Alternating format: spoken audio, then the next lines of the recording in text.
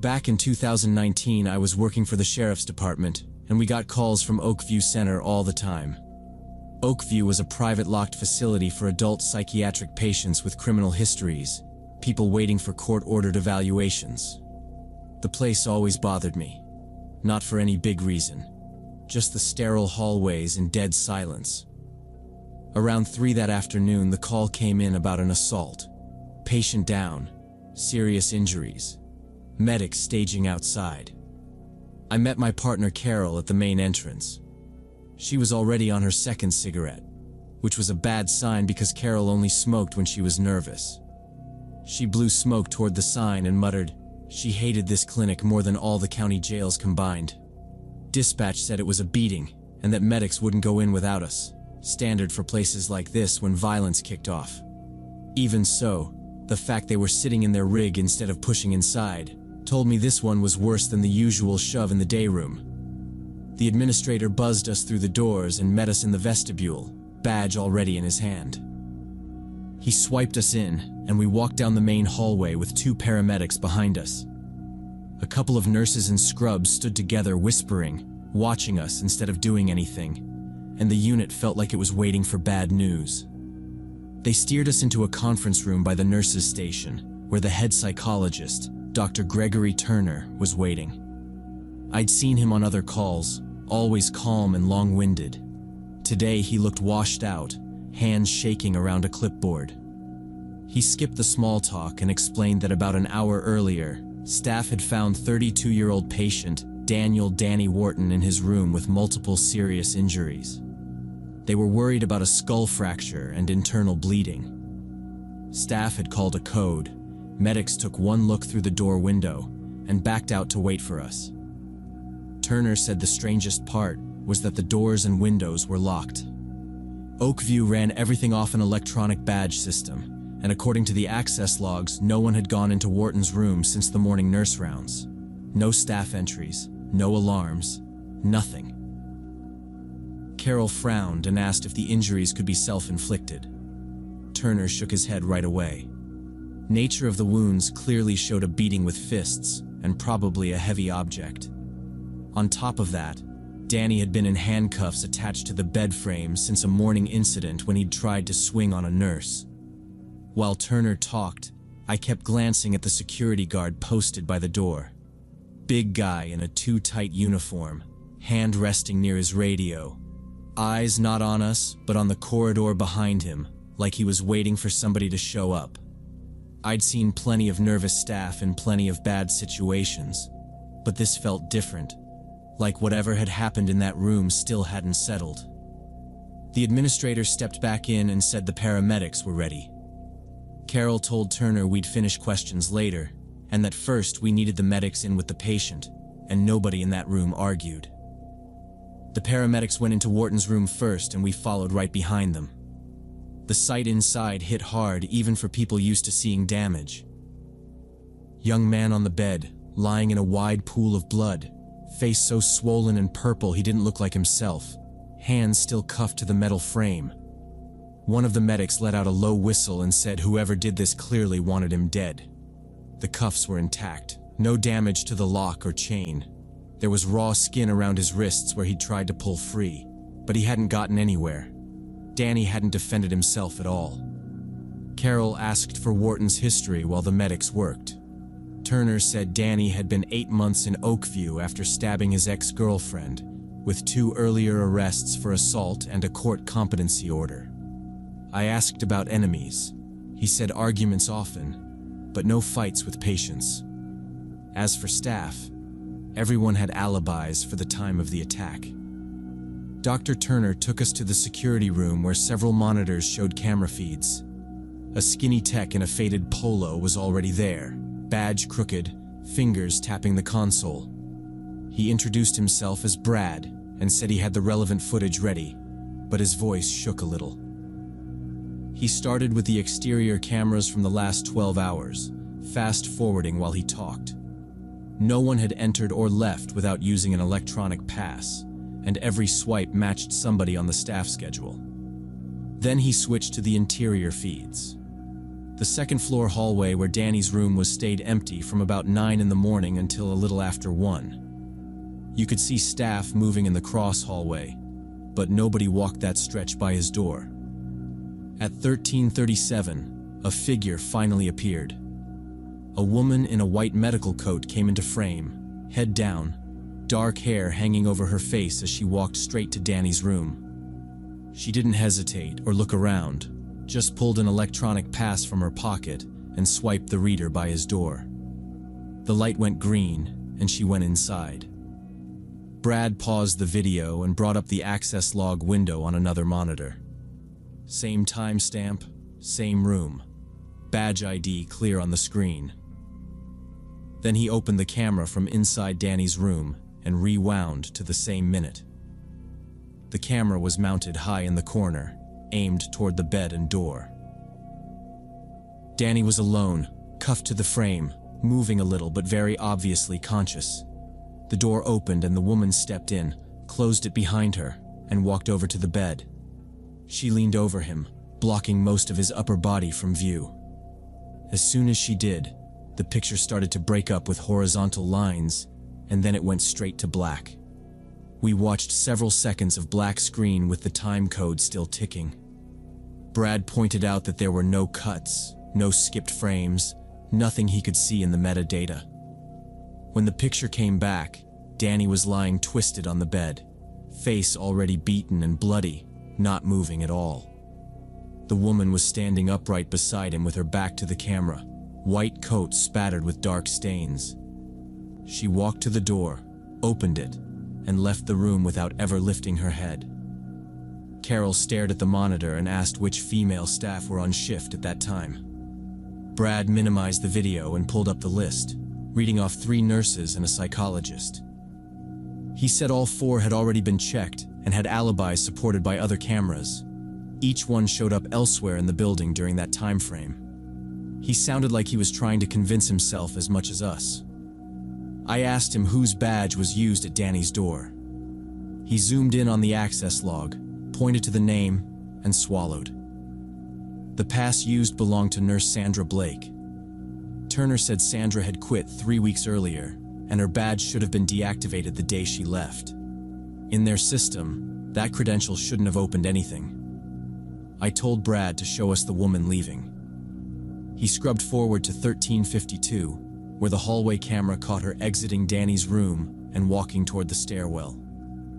We switched to the first-floor cameras and watched the timestamps line up. The lobby camera showed the staircase door clearly, along with the front doors and the seating area.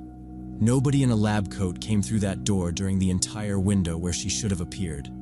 No dark-haired woman, no white coat at all. Carol swore under her breath and said this was exactly why she hated Oakview. I called the station from the security room phone and asked them to pull Sandra Blake's current information. We sat there replaying the glitch and that walk down the hall while we waited. When dispatch called back, they said Sandra had moved to another state a month earlier and was working at a hospital there. She'd been on shift that day, and they had timestamps to prove it. On top of that, Sandra was blonde in her HR photo and in her current file, and the woman on our video clearly had long dark hair. Whatever else this was, it wasn't Sandra sneaking back in. With that option gone, we did the only reasonable thing and locked the place down. We organized a full search of the building with staff and security walking with us. Every patient room, every office, closets, storage, medication rooms, basement corridors, even an old attic area got checked. Maintenance checked roof access and exterior doors while patrol units stayed on every exit. We examined windows, vents, any possible way someone could have moved around unseen, and found no forced locks, no broken hardware, nothing. The search took the rest of the afternoon and turned up absolutely no one who didn't belong there. No spare white coat hidden anywhere, no wig, no abandoned badge, no weapon. Later that evening, we went back by Danny's room before we cleared. The bed was stripped, cuffs tagged for evidence, and the floor still stained where housekeeping had been told not to touch it. One of the medics stopped us in the hall to say Danny was in surgery but alive, prognosis guarded. After that, all we could do was write everything up and wait. Danny stayed in a coma for about 2 weeks. When he finally woke up, another detective and Turner tried to talk to him. They told me later he just stared past them at the wall and barely answered anything. He asked what day it was, asked for his lawyer, and shut down. No description of the woman. No memory he was willing to share, if he had it at all. As soon as he was medically cleared, he was transferred to the prison hospital, and Oakview dropped him from their census. The case stayed technically open for a while, but nobody ever got charged. The official line in the report was that an unknown staff member, or possibly a patient, had gotten hold of a stolen pass and used weaknesses in the security system and camera coverage to assault Danny. On paper, it sounded like a reasonable theory, and it kept the lawyers and the county commissioners calmer. Off the record, I never bought it. I'd walked those halls more times than I can count, and I know exactly what the cameras see. So to this day, I still can't explain how that woman got into that locked room with a dead badge and then walked out of the building without ever showing her face on any other screen.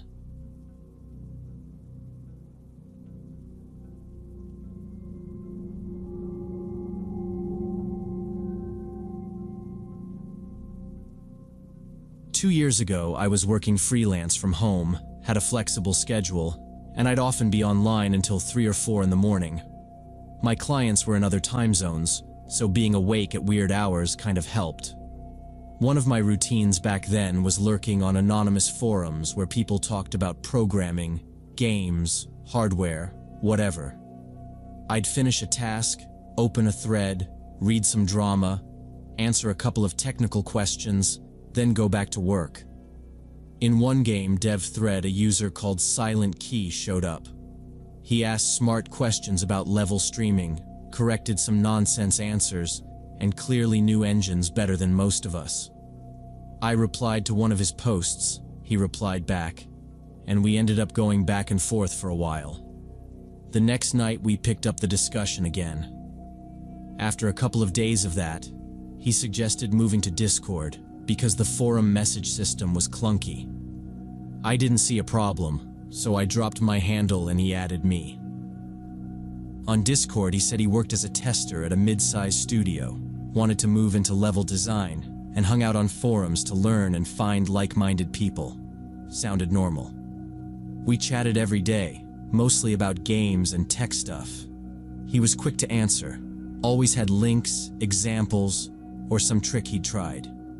After about a week, he wrote that it would be easier to discuss one bug report over voice and asked if I was okay with a call.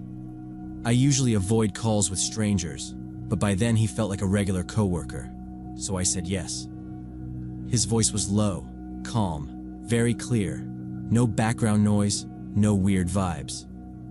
We ended up talking for almost 2 hours that first time. Engines, Steam, how broken some 8AA releases were. After that, we started calling regularly. Sometimes we'd both be working and just keep Discord open like background noise. Sometimes we'd play the same game and talk tactics. He was good at listening, which I'm not really used to. I'd throw out some half-formed idea and he'd say, "No, that's cool, keep it, just scope it down here and here." And it felt nice to have someone take my hobby projects seriously. Around the 1-month mark, he said he had a proposal. We could make a small indie game together and try to release it on Steam. Nothing huge, just a focused project, his words. I walked circles around my room with the headset on while we discussed it, because honestly, it sounded like something I'd been wanting to try but never had the courage to start. I tried to act chill, said we could at least plan it out and see if it was realistic. He sounded genuinely excited. We set up a shared document and started outlining the game. Mechanics, levels, tools, deadlines. After a couple of days, he suggested we move all project communication to a separate Discord server, just for the two of us and the game. Easier to keep track of everything, he said. That was reasonable, so he created the server, gave me admin, and made channels for design, tasks, builds. It started to feel like a tiny remote team, which was kind of cool.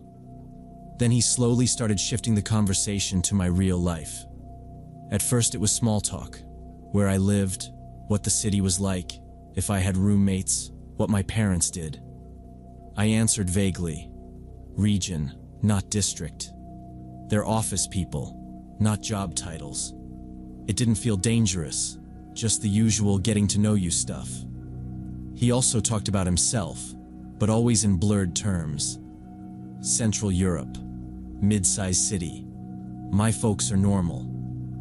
I noticed he never gave concrete names or places, but I wasn't sharing much either, so it seemed fair. About 2 months in, he suddenly asked if I'd like to meet in person. He wrote that he'd be in my city soon on a business trip for his studio, that we could grab beers and talk about the game in detail. That immediately felt wrong. I'm not against meeting online people in general, but only after a long time and with clear boundaries, and here I didn't even know his real name for sure. I told him I wasn't comfortable, that I preferred to keep things online. He kept pushing, said it was a unique chance, that real cooperation required real trust, that he'd travel a lot less later. I repeated no, trying to keep it friendly so the project wouldn't explode. After that, his tone changed. The technical talk faded and the questions got personal. He asked for my phone number, in case Discord goes down, then said he needed my exact address for tax forms when we go on Steam. Then wanted links to my old projects and where I'd worked before. It wasn't one big creepy jump, more like a steady increase. Every day there'd be another small nudge for more data. I started answering shorter, delaying replies, redirecting anything detailed with jokes. It was the first time in our talks that I felt like I needed to protect myself, not just my time. One evening he sent me a message with no text, just an image. It was a screenshot of my LinkedIn profile. Real name, headshot, work history. I had never given him that link, and the username there was nothing like my Discord nickname. Under the screenshot he wrote, "Found your profile. You look pretty good in the photo. Worked at that company, right?" My whole body went cold in that stupid cliché way people describe online. I didn't answer. I removed him from friends, blocked him, and deleted the shared server with all our project stuff. For a few hours I felt guilty, like maybe I'd overreacted. But then the next day I got an email on an old address I hadn't used in years. It was the one from my first game jams, long forgotten. He wrote this long apology, said he hadn't meant to scare me, that he'd only searched my info because there were many fakes and scammers, and he wanted to be sure I was real. He called me friend 3 times, talked about how much the project meant to him. I didn't reply. I just blocked that address and closed the tab. A day or 2 later, he popped up somewhere I really didn't expect. My Reddit DMs. Different username, different interests. Nothing linking that account to my real name or my freelance work. But somehow he'd still connected it. "Sorry it turned out this way," he wrote. "Just wanted to be closer. We're friends, right?" I stared at that message for a long time. Then I deleted that Reddit account completely and made a new one from scratch.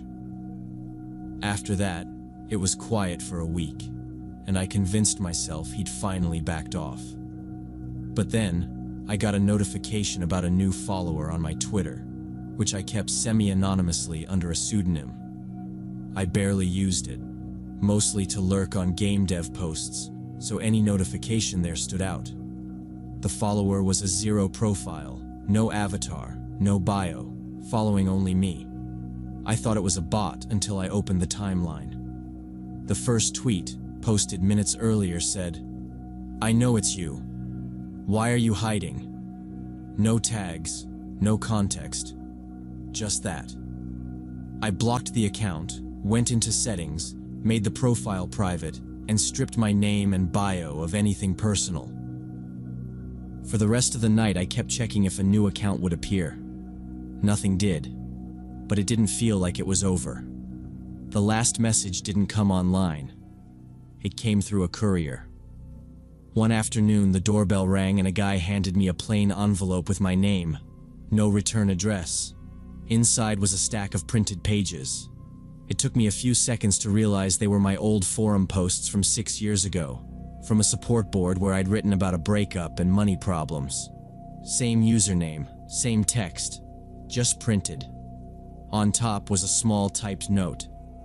I wanted to be your friend, but you pushed me away. Now I'll just be around until you understand. I put the pages back in the envelope and just sat there, because at that point I couldn't pretend it was harmless anymore. The next day I went to the police. I brought the envelope, the note, screenshots from Discord and Reddit, and the emails. The officer listened, read the note, and told me that since there were no direct threats of harm, there wasn't much they could do besides file a report. He said to save every new message and call if it escalated. Walking home, I felt stupid, like I had made a big deal out of nothing, but my hands were still shaking. That night, I changed every password, deleted old accounts, closed anything with my real name where it wasn't required, and locked down the rest. Over the next few weeks, I stopped posting personal stuff anywhere. 6 months have passed since then. No new messages, no weird follows, no strange emails. On paper, that should be a good sign, but I still feel like he's out there somewhere. I don't use forums anymore, and I barely post on social media. Sometimes when I see the same unfamiliar car near my building a few days in a row, I catch myself wondering if he already knows where I live. I told a few close friends about this situation, and they all said I should have gone to the police sooner.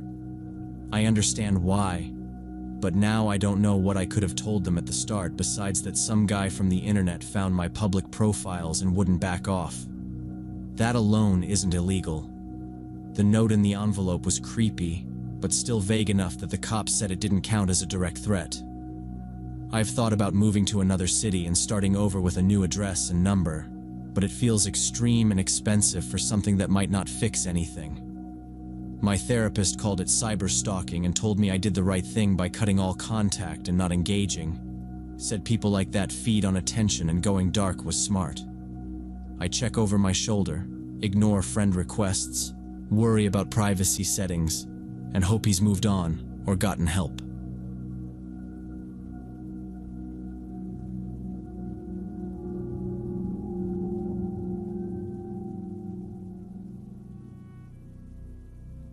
When the silver sedan showed up in my rearview mirror for the third time on different stretches of the highway, I realized it wasn't a coincidence. But all of that started 4 hours earlier, when I pulled out of Portland at 7 in the morning, pointed north towards Seattle. I'm an architect, mostly small offices and small retail, and this 2 o'clock meeting with the owner of a hotel chain was my shot at something bigger. I left extra early, drawings on a USB in my tablet, telling myself that as long as I was in the city by 1, I'd be fine. Around 10, the GPS started throwing up orange warnings about a crash and heavy traffic ahead. My arrival time slid from 12:45 to 1:35 in a couple minutes. I still had a buffer, but I hate inching along hungry and distracted. When a sign for Maple Diner popped up, I took the exit. The lot was almost empty.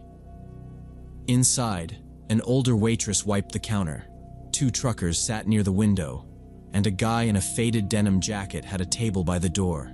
Chair turned a little toward the room like he was half watching everything. I took a stool, ordered an omelet and coffee, and set my tablet on the counter. The map showed the interstate ahead as a thick red line with a couple suggested detours branching off. I zoomed and scrolled, trying to see which side roads were real highways and which were the kind that suddenly turned to gravel. My keys were next to the tablet, my laptop bag looped around my foot.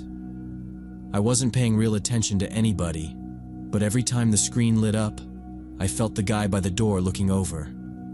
The omelet came. While I ate, the ETA bounced around as the traffic data updated. The app wanted me to leave the interstate, cut across smaller roads, then rejoin near Seattle. On paper, it might save time, but I didn't know the area, and this meeting mattered too much to gamble on some mystery route. I was leaning toward just staying on the main highway when I heard a chair scrape. The denim guy slid his chair a little closer along the floor, close enough that I could hear the legs drag. "Portland plates, right?" he said, nodding toward the window. "I'm from there too. How's the city these days?" He sounded casual, almost friendly. Nothing about him screamed, "problem." I gave him the usual answer. Traffic worse every year, construction everywhere, rents going up. He laughed in the right spots, then asked what took me north. When I said I was heading to Seattle for a work meeting, hotel project, his whole posture changed. He leaned on the counter, asked if it was a chain, if I did a lot of hotels, that kind of thing. While he talked, his eyes kept going tablet, keys, my face, then back to the tablet. At one point, he pointed straight at the map. "You don't want to stay on the interstate," he said. "It's a mess up there lately. You get off way earlier, cut across here and here." He traced a path with his finger. "Then come up from the east side. Locals use it. Saves you like 40 minutes easy." His fingertip tapped the glass right next to my keys. Without thinking, I slid them a little closer. On the map, the route he drew did follow a numbered highway, not just a thin gray line. For a second, I pictured that extra 40 minutes of breathing room, showing up early, maybe even grabbing a coffee near the hotel. Then I pictured sitting on the shoulder behind a wrecked pickup somewhere with no reception, explaining to this guy on the phone why I was late. "Appreciate it," I said, "but I think I'll stick to the main road. I've still got some leeway." He shrugged fast, like flipping a switch, and pushed his chair back toward his table by the door. Just like that, I didn't exist again. I finished my coffee faster than I normally would, paid, and stepped outside. The air felt different when the door shut behind me. That small drop in tension you only notice once it's gone. My car sat where I'd left it, pointed toward the exit. A few spaces away, pointed the other direction, was a silver sedan. I was pretty sure I hadn't seen when I pulled in. Maybe I just hadn't looked. The windshield was dark when I glanced at it. I put my bag in the back instead of on the passenger seat, set the tablet on top of it, locked the doors out of habit, and drove back up the ramp to the interstate. About 30 minutes later, back in my usual drive-time trance with the radio low and the meeting running through my head, I checked the rear view. A silver sedan sat 3 or 4 car lengths behind me in the left lane, holding steady. Nothing special. You ride with the same cars for miles sometimes. I passed a slow SUV, checked again, and the sedan was still there, same gap. It poked at my brain enough that I decided to test it. I signaled and eased into the right lane behind a semi. A few seconds later, the sedan's blinker flashed and it rolled over behind me, same distance. My grip tightened on the wheel. Maybe the driver just liked following someone. People do that. I waited half a minute, then signaled and moved back left to pass the truck. In the mirror, the sedan hesitated, then slipped left too, sliding right back into my wake. This time I let my foot off the gas until we were a good 20 miles under the limit. Cars started stacking up behind us before eventually going around on the right. The sedan didn't pass. It just shrank with me, keeping the same cushion of space. The feeling in my chest shifted from mild irritation to something cold and very clear. I pressed down on the accelerator, watching the needle climb close to 80. The engine note rose. The nose of the silver car behind me dipped and lifted as it matched every change without closing or dropping back. My heart started pounding in that tight, efficient way your body uses when it has decided something is wrong. I forced myself to stop staring at the mirror and think. In my head, I pulled up the map from the diner instead of the sedan. I remembered a small icon I'd barely noticed at the time, just above the red line of the interstate. A large truck parking area, a block of concrete and fuel pumps in the middle of trees. If the distance scale was right, that stop was coming up in about 8 miles. I kept driving and tried not to show that I'd noticed anything. I forced myself to stare straight ahead. No extra mirror checks, just the normal quick glances. My hands were locked on the wheel so tight my fingers hurt. The GPS kept talking about traffic and lane changes, and it felt disconnected from what was actually going on. A green sign came up on the right. Truck stop. 4 miles. That was the first real piece of hope I'd had since I realized he was following me. If I could get off there without tipping him off, at least I'd be around other people, cameras, lights, all of that. About 3 miles from the exit, I started to ease the speed up, 5 miles an hour at a time, until the needle was sitting around 85. I kept it as smooth as I could. In the mirror, I saw the gap close. The sedan moved closer until there were only a couple of cars between us. I ignored it and watched the signs instead. 1 mile to the exit. I left the blinker off on purpose. If I got obvious, he'd just take the ramp with me, and then I'd be boxed in on some small access road with nowhere to go. The exit 1 mile sign went past. I counted in my head, trying to time it so it didn't look like I'd suddenly changed my mind. When the solid line for the off-ramp finally broke into the dashed line, I jerked the wheel right. Not insane, but way sharper than I'm comfortable with at that speed. The tires squealed. The car slid for a second before grabbing the pavement again. My bag slammed into the passenger door. I made myself look up into the rear view.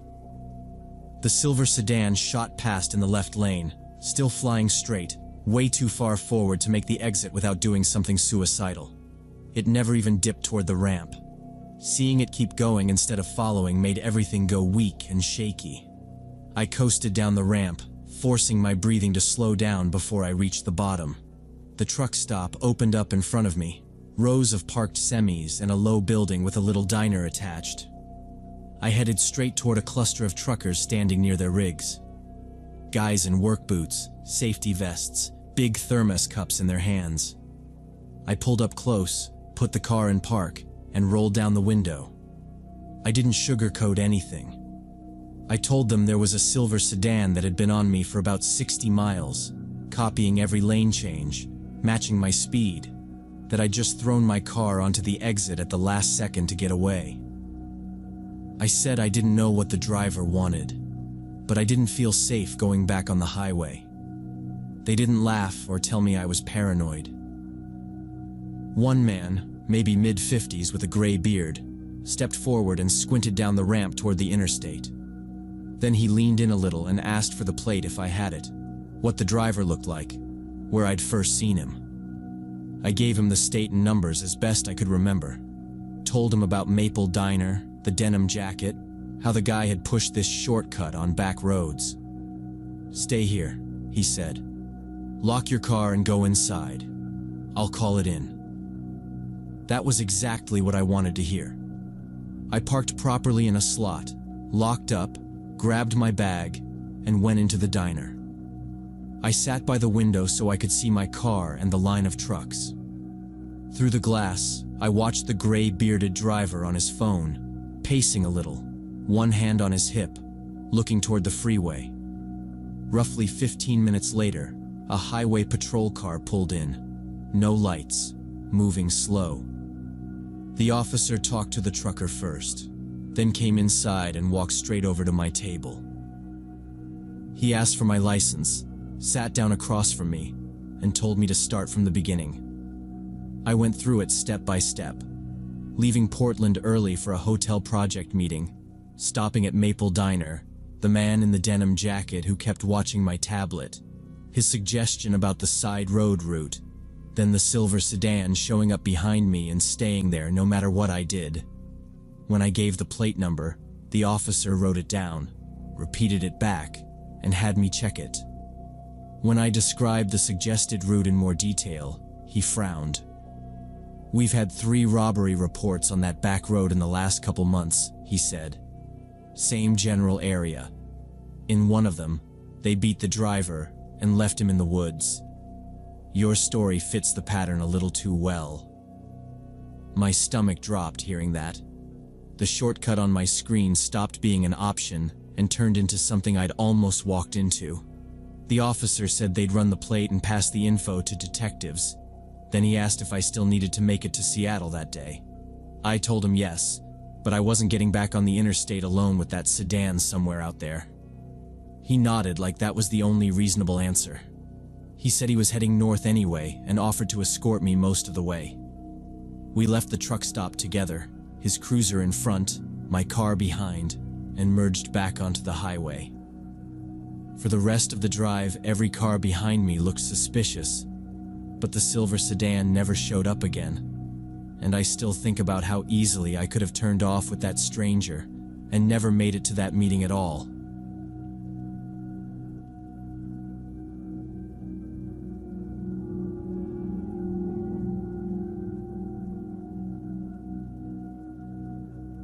"6 years ago, I worked as a night security guard for a private security firm in Texas. My shift was 10 p.m. to 6 a.m., patrolling an industrial district full of warehouses, small factories, and office buildings on the city outskirts. It was routine work. I drove a marked Jeep, checked doors and fences, wrote reports, and listened to the radio to stay awake. Company policy was clear. We had uniforms and radios, but no weapons. We were just extra eyes, and anything serious went straight to the police. That July night was humid and slow, and around 1 in the morning, dispatch called me with a new task on the far edge of my route. They wanted a drive-by check on an empty office building scheduled for demolition, a place I knew for boarded windows and occasional trespassers. All I had to do was swing past, walk the perimeter with my flashlight, make sure it was quiet, and log it as checked. I drove out half on autopilot, sipping lukewarm coffee, expecting 5 minutes of nothing, and then the long, boring stretch back toward town.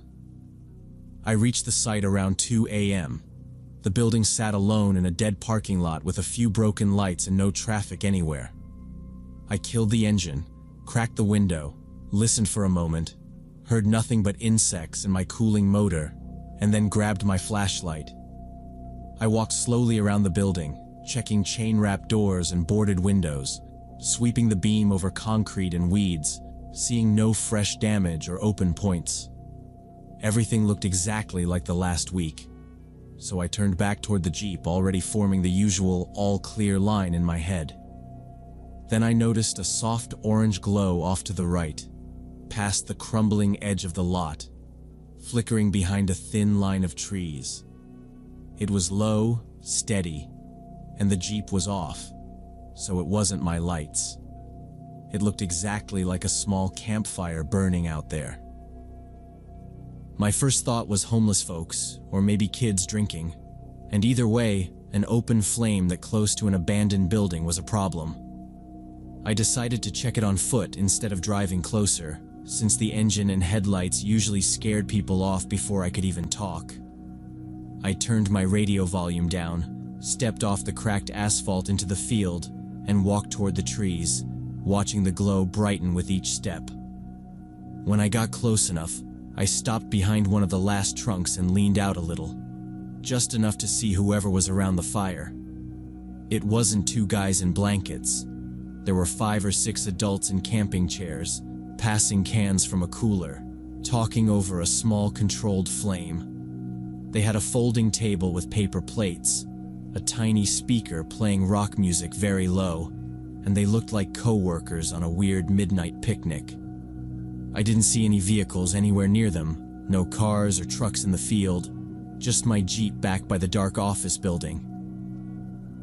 That detail bothered me, because it meant they had either hidden their vehicles or walked in carrying everything, which suggested they didn't want attention. Training said I should walk out, keep a safe distance, introduce myself as security, explain it was private property, and ask them to put out the fire and leave. Standing there in the dark, looking at 6 relaxed strangers and thinking about the fact that I had no weapon and no backup close, I hesitated. They looked harmless, but I'd already seen simple conversations turn ugly on this job, and I didn't feel like testing 6 people at once. So I told myself I'd just walk away, pretend I hadn't seen them, and write the site up as quiet and secure.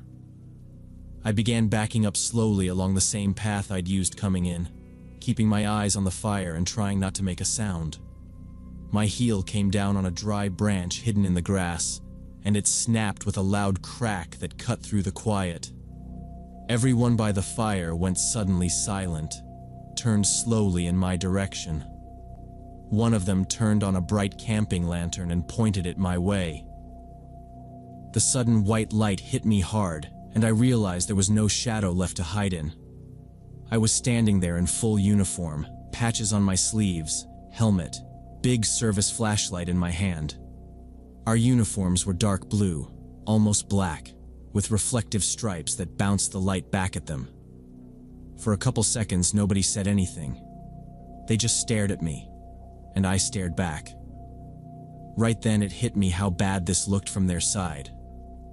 I hadn't called out, hadn't said I was security, hadn't done the normal friendly greeting.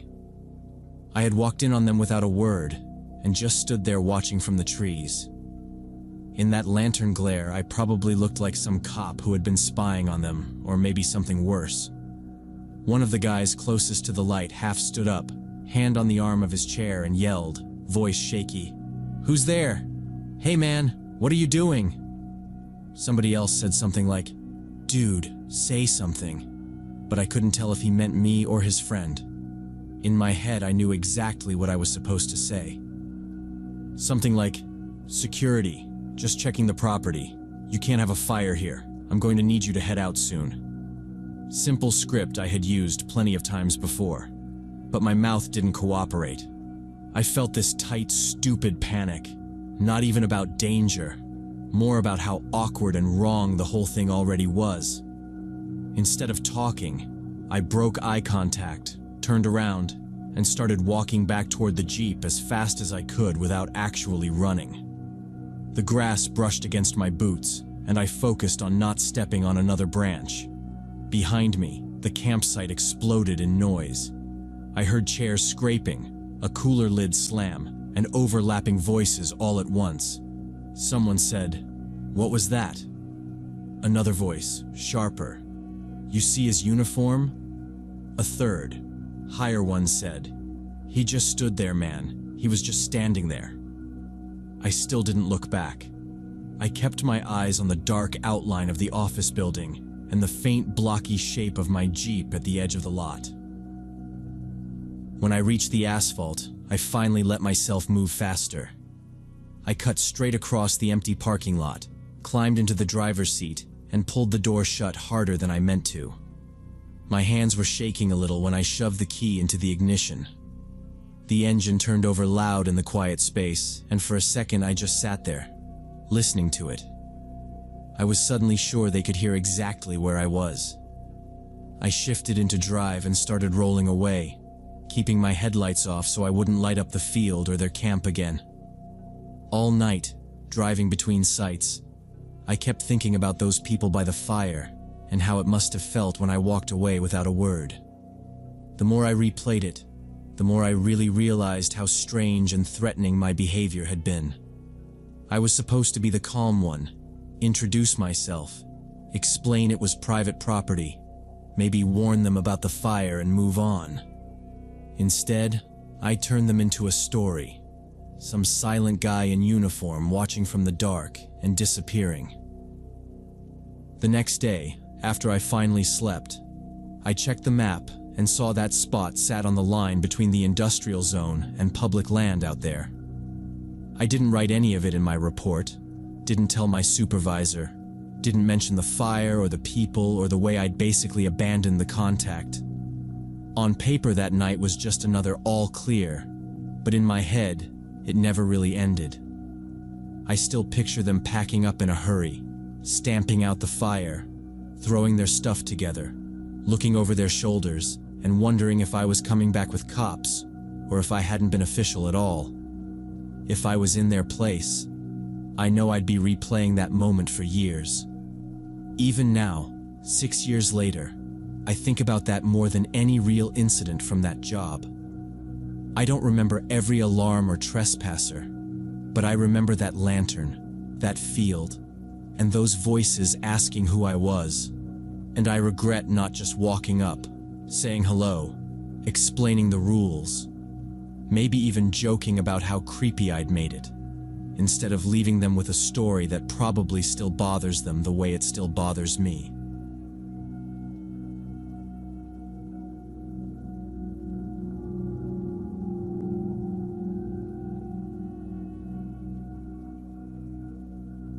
Four years ago, when I was 24, I was really into astrophotography, shooting the night sky, Milky Way, meteor showers, using an old Nikon DSLR and a tripod. Back then, that was pretty much my entire life outside of work.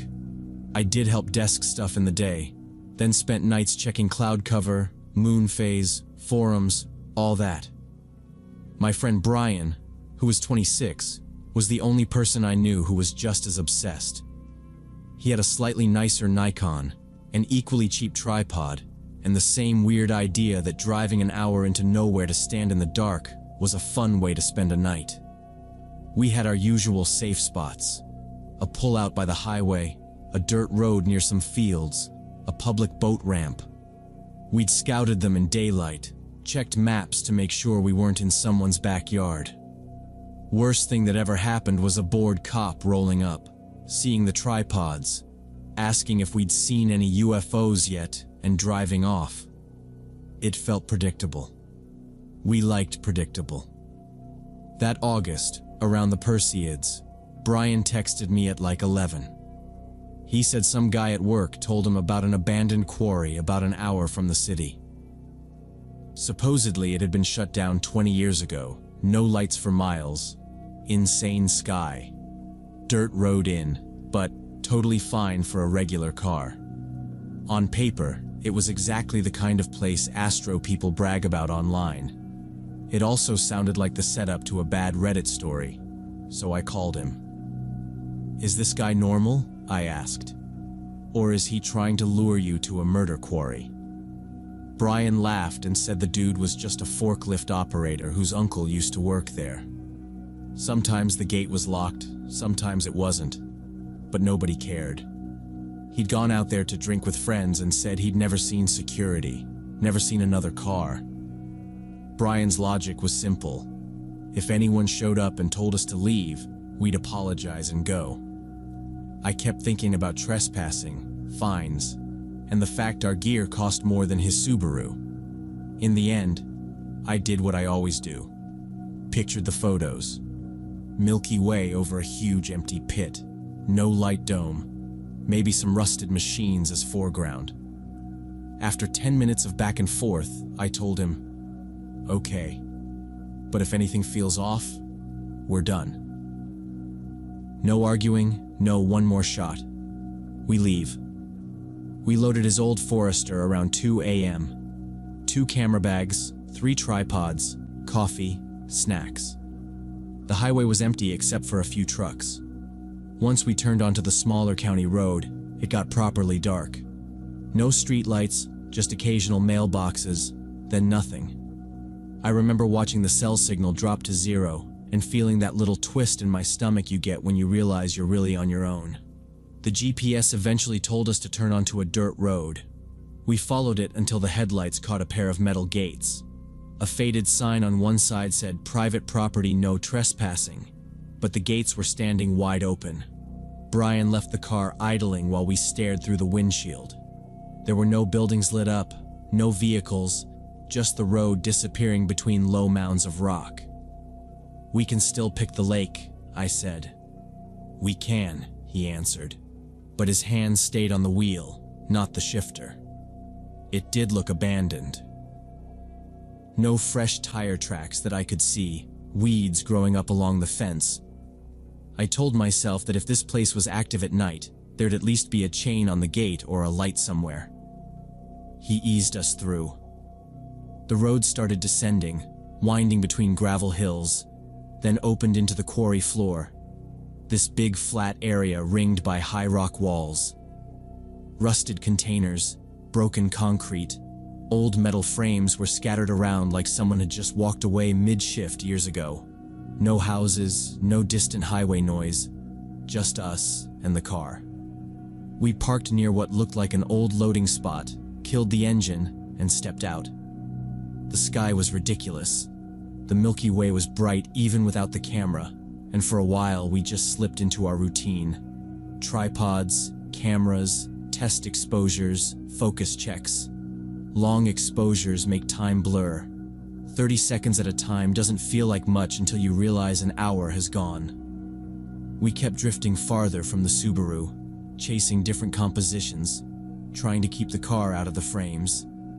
Eventually, we'd wandered to the opposite side of the pit from the entrance. The Forester was just a dark lump way across the gravel. It didn't bother me then. I just remember thinking how quiet it was, and how, if I ever posted these shots, someone would ask where we'd found a sky that clean. I was framing a shot when I saw it. Up on the rim, along the edge of the rock wall, a small yellow light was moving slowly. It looked like a flashlight, maybe clipped to someone's chest or carried low. At first, I thought I was imagining it, but it kept drifting along the edge in little arcs like it was scanning. "Brian," I said, keeping my voice low. "Look up there." He followed my line of sight and stiffened. "Maybe a guard," he whispered. It didn't sound like he believed it. Some random night guard walking an abandoned quarry at 3 in the morning didn't fit. We both went still, just watching. The light kept moving, then stopped almost directly above us, like whoever held it had finally noticed movement on the floor. Nothing happened for several seconds. No shout, no second light, no footsteps. Just that dim yellow glow sitting there. My brain started doing the thing where it tries to rationalize everything at once. Farmer, hunter, kids partying, anything normal. I actually started to relax a little, convinced we were freaking out over nothing. Then the glow snapped into a blinding white column, a full-on spotlight aimed straight at us. I threw my arm up on instinct. At the same time, the silence exploded with the roar of engines from behind us, up near the road we'd driven down. One engine, then another, maybe a third, all revving hard. Headlights appeared and bounced down the descent, beams sweeping across the walls and old containers until they slammed over us. The quarry floor lit up like a parking lot. Our shadows stretched out sharp on the gravel. Over the engines we heard shouting, several male voices, words blurred by distance but angry enough that we didn't need to understand them. We didn't try to talk or figure anything out. Brian ripped his camera off the tripod. I grabbed mine by the strap, and we left the tripod standing there. Without saying a word, we turned and ran full speed in the opposite direction, into darkness where the headlight beams hadn't reached yet. The quarry floor was uneven, littered with rocks and metal junk, and I realized it too late. My foot hit something, and I went down hard, palms and knees scraping over gravel and rust. I grunted more from surprise than pain, and scrambled back up because the engines behind us were getting louder, and the lights were already swinging wider. Brian grabbed the back of my hoodie to steady me, and jerked his chin toward the rocky wall curving off to our right. We angled that way, half running, half stumbling, until the wall rose up right in front of us. Up close, it wasn't flat at all. There were cracks, ledges, and weird little pockets where chunks had broken out. Brian hissed, "Here," and pointed at a narrow vertical crack, like a natural niche. It was just wide enough if we turned sideways. We squeezed in together, shoulders and chests pressed tight, backs against the cold rock, and tried to sink into the shadow. From outside, it probably looked like nothing. Inside, it felt like a closet with the door pushed into our faces. I focused on keeping my breathing quiet, but every inhale sounded too loud in my own ears. The trucks finished one fast loop, then slowed down.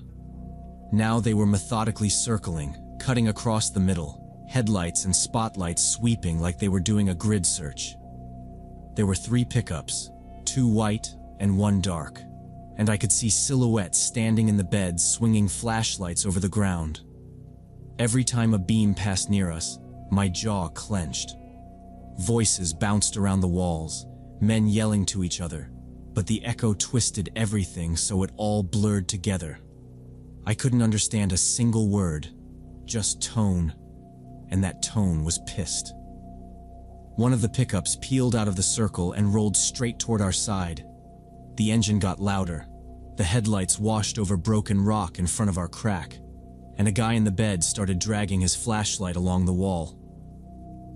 The beam moved slow, like he had all the time in the world. It slid across old drill marks, rust streaks, then swept maybe a meter from my face. I tilted the camera down into my chest, squeezed my eyes shut, and held my breath, absolutely sure the lens was going to flash back at him. The light hovered for a second that felt like an hour, then kept going. The truck idled right there for a bit.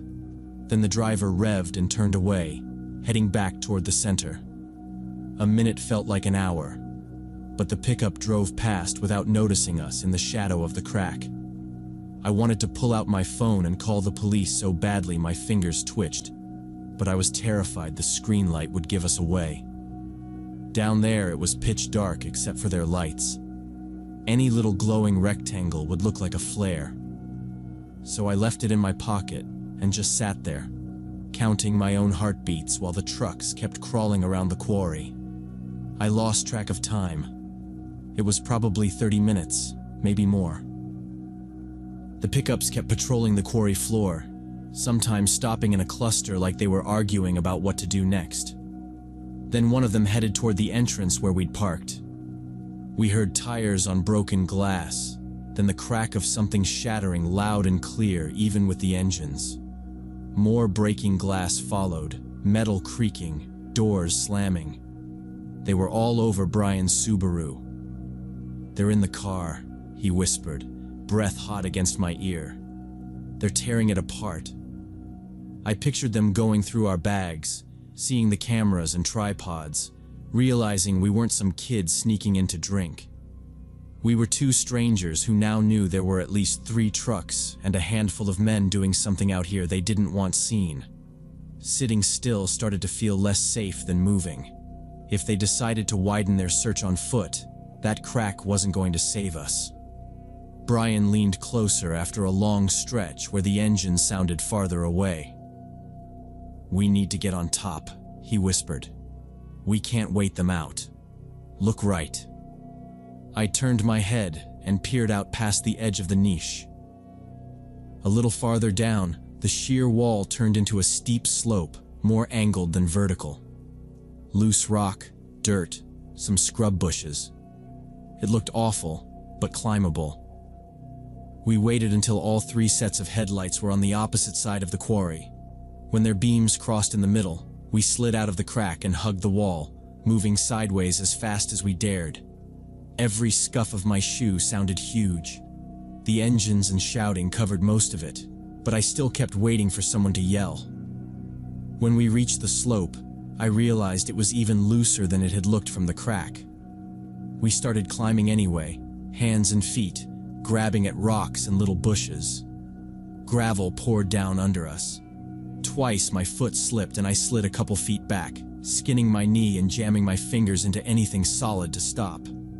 Brian was a little ahead, muttering, come on," under his breath. The whole time I was sure a spotlight was about to snap up and pin us on the slope. But nothing hit. All the lights stayed down on the floor. After what felt way longer than it probably was, my hand closed on solid dirt that didn't crumble. I pushed up, and suddenly there was nothing above me. I rolled onto flat ground and lay there for a second, chest heaving. Brian crawled up next to me. Behind us, the quarry dropped away, just darkness with the occasional moving glow far below. In front of us was flat open field, sparse trees scattered around, and out in the distance, the faint, steady line of the highway lights. We didn't talk. We just got up and started walking toward the highway, cutting a wide curve away from the quarry rim. When we were far enough that I couldn't hear engines anymore, I finally took my phone out, turned my body to block it, and called 911. I told the dispatcher we'd been in an abandoned quarry taking photos, that 3 trucks had come in fast, chased us on foot, and were now smashing up our car. I said I didn't know what they were doing there, only that they really didn't want witnesses. She told us to keep moving toward the highway, meet the responding unit on the shoulder, and not go back under any circumstances. We reached the road, gave our location, and waited on the gravel shoulder until a patrol car pulled up with its lights off. The officers split us up, asked the same questions over and over. How many trucks? How many men? Any weapons? Any plates? Did we know it was private property? We told them everything, including how the gate had been standing open, how we'd honestly just thought it was a dead site. One officer finally sighed, said they'd go check the entrance, and that we'd probably never hear anything more about it.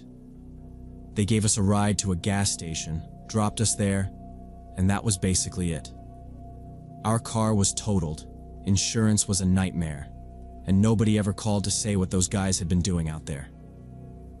4 years later, I still replay that night and think about how close we came to walking toward those headlights, and how fast a dumb hobby trip turned into the kind of situation people don't always get to walk away from.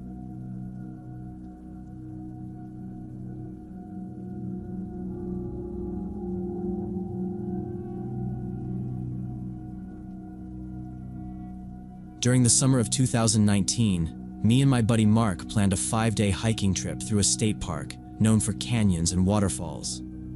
I was 26 then, he was 28, and both of us were just burned out.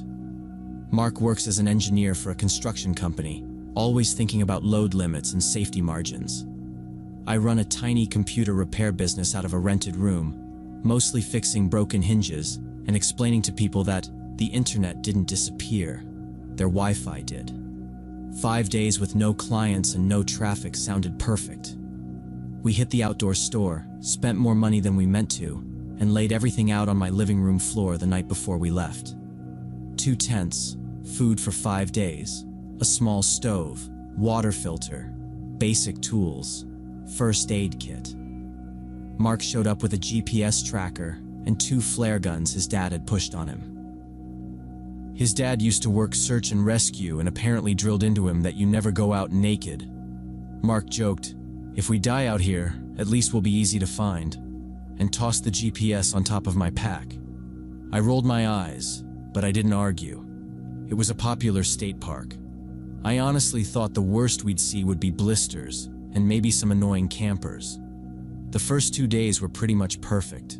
We followed the main loop, maybe 12 miles total. Nothing crazy. We passed families with kids, a solo older guy, a couple of trail runners. The first night we camped by a small lake, cooked instant noodles, and tried to fish with a cheap collapsible rod Mark brought. We split one sad little fish and agreed this was still better than eating at our desks. Day 2 was more of the same. Easy trail, decent weather, small talk about work and life. By the second night, I'd stopped even thinking about the GPS and the flares. Everything felt controlled and safe. On the morning of the 3rd day, we were sitting on a fallen log, eating oatmeal and looking at the map. The main loop did this big, lazy curve around a canyon. There was a thinner line cutting straight through it toward a spot labeled Eagle Falls. The guidebook mentioned steep, less maintained, but didn't say anything about it being closed. Mark wanted better views and something a little tougher than the main loop. I wasn't against it. We weren't tired yet, and it didn't sound like some crazy off-trail stunt, so I said sure. About an hour after we left the main trail, the path we were on narrowed and started hugging the canyon wall. Rock went up on our right, and the ground dropped away on our left. It wasn't a sheer cliff, but if you slipped, you weren't stopping right away. We were walking single file, watching our footing, when we heard voices somewhere above us. We stopped and looked up. On a ledge maybe 30 or 40 feet higher, 3 guys were standing together. They were talking and clearly looking down in our direction. One of them cupped his hands and yelled, asking where we were headed. His voice bounced around the canyon. Mark yelled back that we were going through the canyon to Eagle Falls. The guy laughed, this short, flat laugh, and yelled that the trail ahead had collapsed in the last storm. He said a whole section had slid out, and people had already needed rescue trying to push through. According to him, the park was slow putting up warnings, and the trail was totally gone now. He told us we should either go back or climb up toward them, because they knew another way around. I didn't like that. We'd checked the park website before the trip, and there was nothing about any closure. But down where we were, we couldn't see far enough ahead to prove him wrong. The trail curved out of sight. Turning back would cost us hours and probably mess up our campsites for the rest of the trip. Going forward, if he was telling the truth, meant walking into a dead end above a drop. We stood there talking quietly for a bit while he kept calling down, sounding more impatient each time. Eventually, Mark shouted that we'd come up. The slope up to their ledge was steep and loose, but not impossible. We stowed our trekking poles and used our hands where we had to, taking it slow. It took maybe 10 minutes of careful climbing before we reached the ledge. The 3 guys stepped back to let us up. Up close, they looked like regular hikers at first glance. 2 of them had decent packs and worn boots. The 3rd guy, smaller, had no pack at all and just stood a little back with his hands in his pockets, watching us without saying much. The tallest one, the same guy who'd shouted down, stepped forward, stuck out his hand, and said his name was Dave. The other 2 just gave quick first names I immediately forgot. Dave said they were locals, that they'd grown up around here and knew these canyons better than the rangers. He talked fast and sounded completely sure of himself. He repeated that a storm had wiped out a chunk of the canyon trail and the park never fixes anything on time. So trying to keep going the way we'd been heading was a good way to end up waiting for a helicopter. Then he said they were going toward Eagle Falls anyway, and offered to show us a shortcut that would bypass the collapsed section and drop us near the top of the waterfall. On paper, following locals to save time and avoid a landslide area didn't sound insane. Mark looked at me, clearly weighing it. I didn't have any solid reason to say no, just a small knot in my stomach, so I said, "If it's not way out of your way, we're good with that." We fell in behind them, Dave in front, his 2 friends between us and him. The trail they took was barely there. Faint boot prints, a bit of trampled grass, weaving away from the canyon and deeper into the hills. It felt more like a game trail than an actual marked route, but I kept telling myself that unofficial shortcuts look like that. After maybe half an hour, the feeling that something was off stopped being just a feeling. It was quiet. No other hikers, no blazes on trees, nothing. I unclipped the GPS tracker from my shoulder strap and checked it while we walked. The breadcrumb line of our planned route was off to the side now, and the little arrow showing our movement was drifting farther and farther away from it. We weren't curving around an obstacle, we were leaving the route. I slowed down enough to end up next to Mark and kept my voice low, telling him the GPS said we were heading in the wrong direction. He frowned and held out his hand for the device, and while we were both looking down at the screen, Dave must have heard us. He stopped, turned around sharply, and his face tightened for a second before he forced a smile. He said if we wanted to go alone, we should go ahead, but these parts were easy to get lost in if you didn't know the way. His voice had a metallic edge to it, nothing like the easy tone from before. He sounded done pretending. His buddies also stopped and turned to face us. The one without the pack shifted, putting his hand on his jacket pocket in a slow, deliberate way so we would notice. I did not see anything, but I understood. Mark tensed beside me, leaned closer, and quietly told me to just do what they said then. So we walked. Dave turned without another word and headed off, and we followed. The other two stayed behind us now, close enough that I heard their footsteps whenever I slowed. We were not choosing the route anymore. The woods grew thicker, with no trail markers, no other voices, nothing but our breathing and their boots. After what felt like 20 minutes, the trees opened around an old cabin sitting in a small clearing there. It looked abandoned but not ruined, like someone used it and never bothered fixing anything. There were no signs or park markings anywhere. If we yelled, nobody would hear. Dave turned to us and said we could leave our backpacks at the cabin so we would be lighter and faster. I said I would rather keep mine. One of his buddies pulled a folding knife and began opening and closing it where we could see. Mark looked at the knife, then at me, and his face settled into this hard, focused look I had seen only a few times. He told me calmly to take my pack off. He set his down by the wall and I followed. Dave nodded like everything was normal and said they would check something inside first, told us to wait there. As soon as the door shut, Mark grabbed my wrist and whispered, "Run." We took off in the opposite direction from the cabin, crashing through brush with no idea where we were going. We had no backpacks, no map, nothing except the GPS tracker in Mark's pocket. I could hear my heart pounding and branches snapping behind us. We ran until my legs felt weak, then kept going anyway. After a while, angry shouts started up behind us, voices carrying through the trees. They were following, getting closer. We started weaving between trees instead of running straight, hoping the trunks would hide us. The ground was uneven and covered in roots. I caught my foot on one, went down hard, and smashed my knee and hands into the dirt. For a second, I could not breathe. Mark dragged me back up without slowing, telling me to move. Eventually, we heard water ahead and stumbled onto a stream. He said to follow it downstream. We walked and half ran along the stream, sometimes in the water, sometimes on the bank, making it go faster. Every splash behind us made me think they were still right there. After what felt like forever, the trees thinned, and we saw daylight ahead. We came out onto a dirt road with a park ranger's jeep parked there. We ran toward it, yelling and waving until the ranger saw us and asked what happened. We told him everything, and his expression changed immediately. He called for backup and drove toward the spot we described.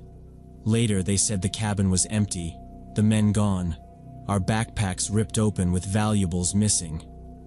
Police took our statements and said it was probably a gang robbing tourists, and that we were lucky we ran.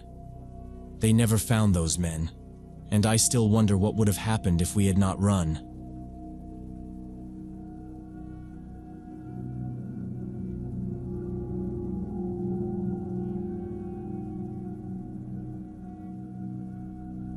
Growing up, I thought accepting rides from strangers was something only kids had to worry about. When I was 24 and had just moved to Salt Lake City for my first real IT job, I learned that lesson the hard way. I'm telling this story to my friend Mark now because he just bought a new car, and I want him to get why I'm so paranoid about transportation. I've never told anyone the full version before. 4 years ago, I was new in the city, didn't know anyone, and was still in that phase where you think staying later than everyone else makes you look serious. I wanted to be the reliable IT guy, so I stayed one night until almost 11 trying to fix a deployment bug. When I finally closed my laptop, the whole floor was dark and quiet. I rode the elevator down, walked into the parking lot, and pulled up the transit app out of habit. That was when I saw I'd missed the last bus to my neighborhood by about 20 minutes. No other route even came close. Walking would have meant more than an hour through streets I didn't know, in the dark, with an early stand-up meeting waiting in the morning. I opened the taxi app. $45 for a 10-mile ride. Back then, that was a lot for me. Rent and deposits had already eaten most of my savings. I stood there in the quiet lot, refreshing like the price might magically drop. arguing with myself about whether to pay or figure out some cheaper way home. While I was staring at my phone, a man in his 50s walked over from near the building entrance. Dark jacket, jeans, some kind of badge on a lanyard. That little badge did a lot of work on my brain. He stopped a couple steps away and asked if I was waiting on a ride. I said I'd missed the bus and was about to order a taxi, and he nodded like that was exactly what he'd expected to hear. He told me he worked for a private ride-sharing service some companies in the area used. Not as well known as Uber, but cheaper. Said he could take me home for $20 cash, since he was heading that way anyway, and hated driving back with an empty car. He dropped a company name I half recognized, and glanced up at the cameras on the building like that. Somehow proved it was legit. I hesitated, because even half asleep, I knew a cheap ride from a stranger should set off alarms. But I was tired, broke, and standing in a monitored, well-lit lot 30 feet from a security guard. 20 instead of 45 felt like a logical decision, not a risky one. So I said yes. He gave a small professional smile, turned, and led me to a white minivan parked a few rows over. He slid open the side door and told me to sit in the second row, said it would be more comfortable. Inside looked normal enough, just a clean bench seat. I got in, dropped my backpack by my feet, and buckled the belt. The door closed behind me, and I heard the central lock click. I assumed it was one of those automatic safety locks, and was already pulling out my phone to zone out for the ride. He got in, started the engine, asked for my address, and typed it into his phone. We pulled out of the lot and onto the main road. For a few minutes, everything felt normal. He drove in silence while I watched my little GPS dot slide along the highlighted route. Then I saw us blow past the first right turn the app wanted. The route recalculated, and then we ignored the next one too. After third missed turn, I leaned forward and told him GPS said we should have gone right back there. He didn't answer, so I said it louder and tapped plastic beside him, but he drove into industrial streets. Telling Mark I still remember reaching for door and feeling smooth, decorative panel where handle should be. Tried the window button, nothing happened. The wiring was obviously disconnected. My heart started pounding and it hit me how bad this was. I was locked in the back with no handles, no working window, with some guy who wouldn't even answer me. I started hitting the glass with my palm, then my fist, shouting at him to stop and let me out. The van just kept moving through the warehouse streets. No people on the sidewalks, no cars around us, just fences and loading docks sliding by while he ignored everything I was doing. I kept yelling until my throat hurt. He stared straight ahead, both hands on the wheel, like he was alone in the car. Once his eyes flicked up to the rearview mirror, just long enough for me to know he'd heard me, then went back to the road. That scared me more than if he'd turned around and threatened me. He'd already decided what was happening. Whatever I said didn't matter to him. I pulled out my phone. Full signal, enough battery. My thumb hovered over 911, but I froze. In my head, I saw him noticing the screen light up, slamming the brakes, climbing into the back before I could even say where we were. I didn't know what he had under the seat, or if the doors could be opened from outside while we were stopped. If he was willing to lock me in like this, I had no idea what he'd do if he thought I was calling the cops. I slid the phone back into my pocket and forced myself to look around instead of just panic. I started watching the turns. Left, long straight, right, another right. I tried to match it to anything from scrolling apartment maps, but every block looked the same. Big dark buildings, chain link fences, empty loading bays. The streetlights thinned out. Between them, the glass turned into a dark mirror with my own face staring back. I pushed along the rubber around the window, looking for a weak spot or something I could pry. Nothing moved. We passed one corner with a small guard booth lit up, and I almost slammed my whole body against the glass to get whoever was in there to look over. By the time I made up my mind, we were already past. That's when it clicked that waiting and hoping he'd stop somewhere I could run from was stupid. Wherever he chose to stop, it would be for his reason, not mine. If I was going to have any control at all, I had to get out while we were still on normal streets. After that, I watched the stoplights more than the road. Every time we slowed, I shifted my weight and felt how much the van moved. Jumping while we were rolling felt like a good way to crack my skull on the pavement and wake up back inside with fewer options. So I made a rule in my head. First full red light where we actually stop, I go through the glass, no matter what. When we finally rolled up to a red and came to a complete stop, I didn't count down or think it through again. I shoved my back against the opposite wall, planted both feet on the window, and kicked as hard as I could. The glass shook but held. Pain shot up my legs. His eyes hit the mirror, but he still didn't speak. I reset and kicked again. A crack ran across the window.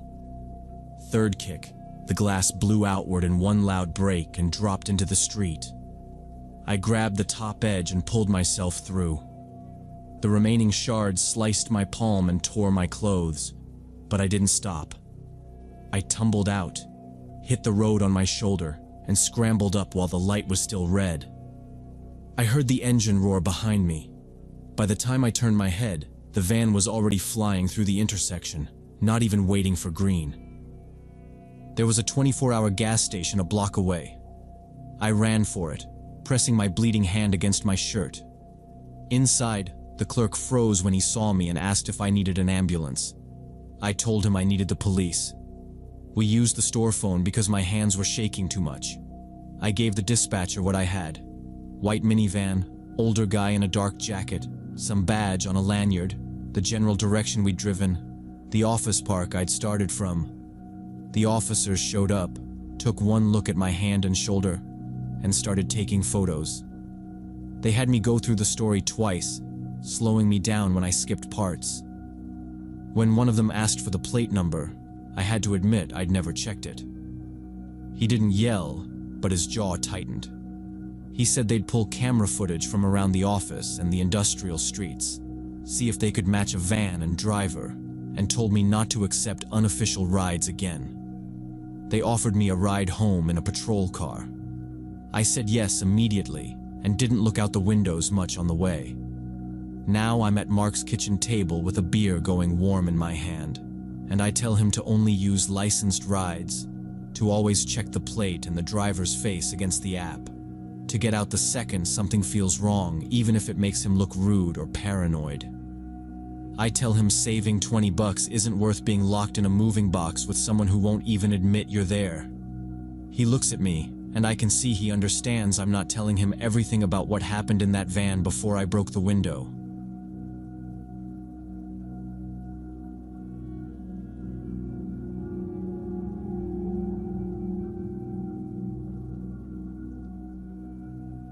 I've been working as a security guard at this big shopping mall on the outskirts of Phoenix for about 2 years now.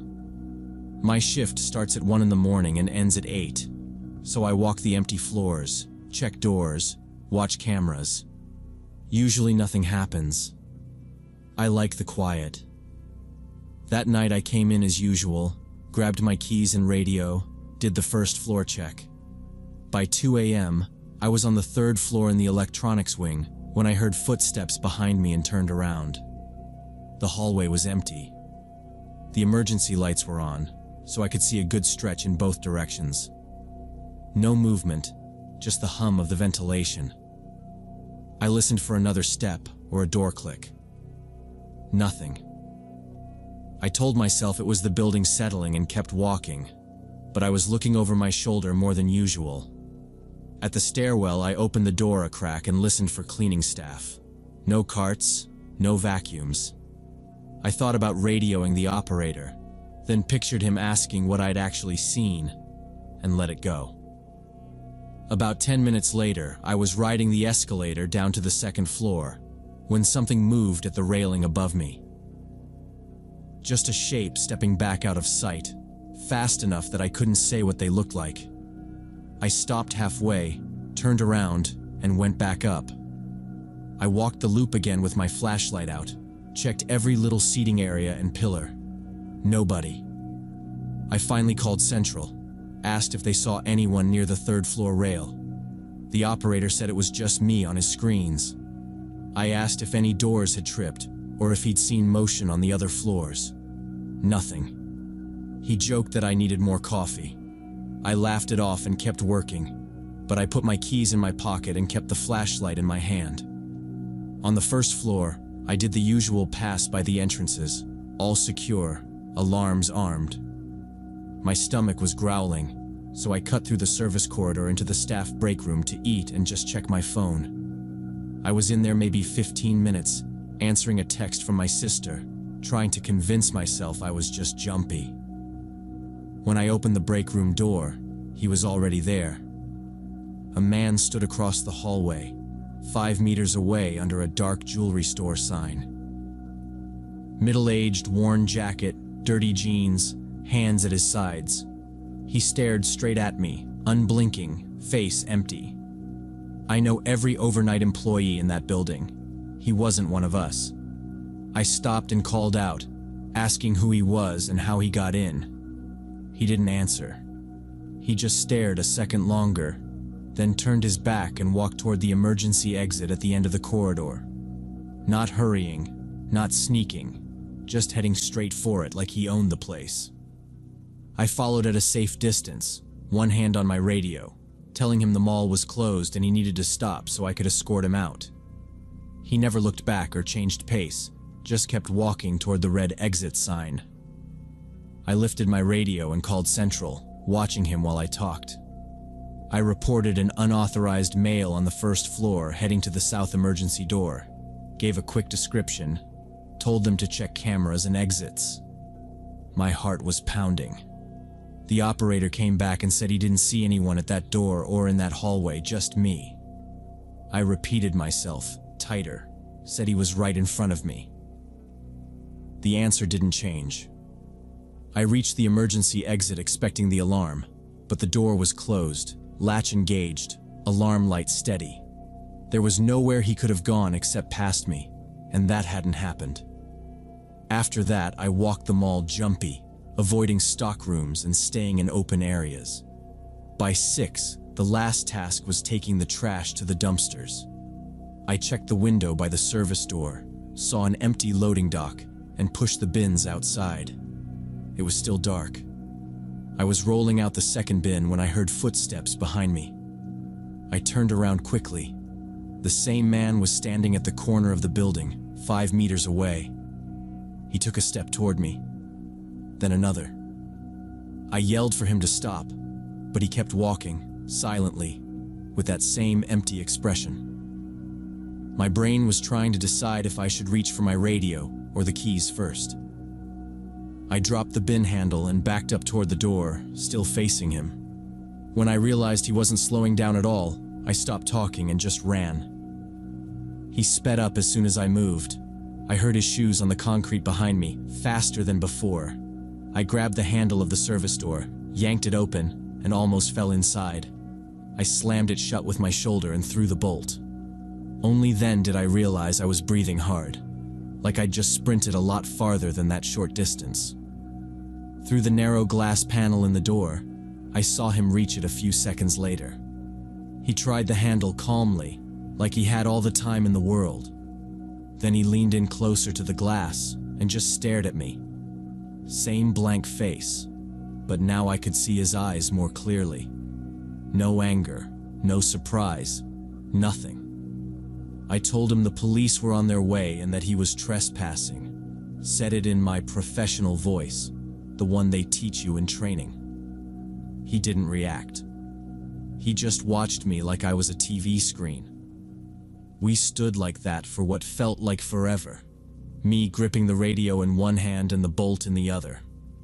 In reality, it was maybe 2 minutes. I know because I glanced at the wall clock once and tried to count. At some point he let go of the handle, straightened up, and slowly walked away, disappearing out of view of the little glass rectangle. I stayed exactly where I was. I was not going out there again to see where he went.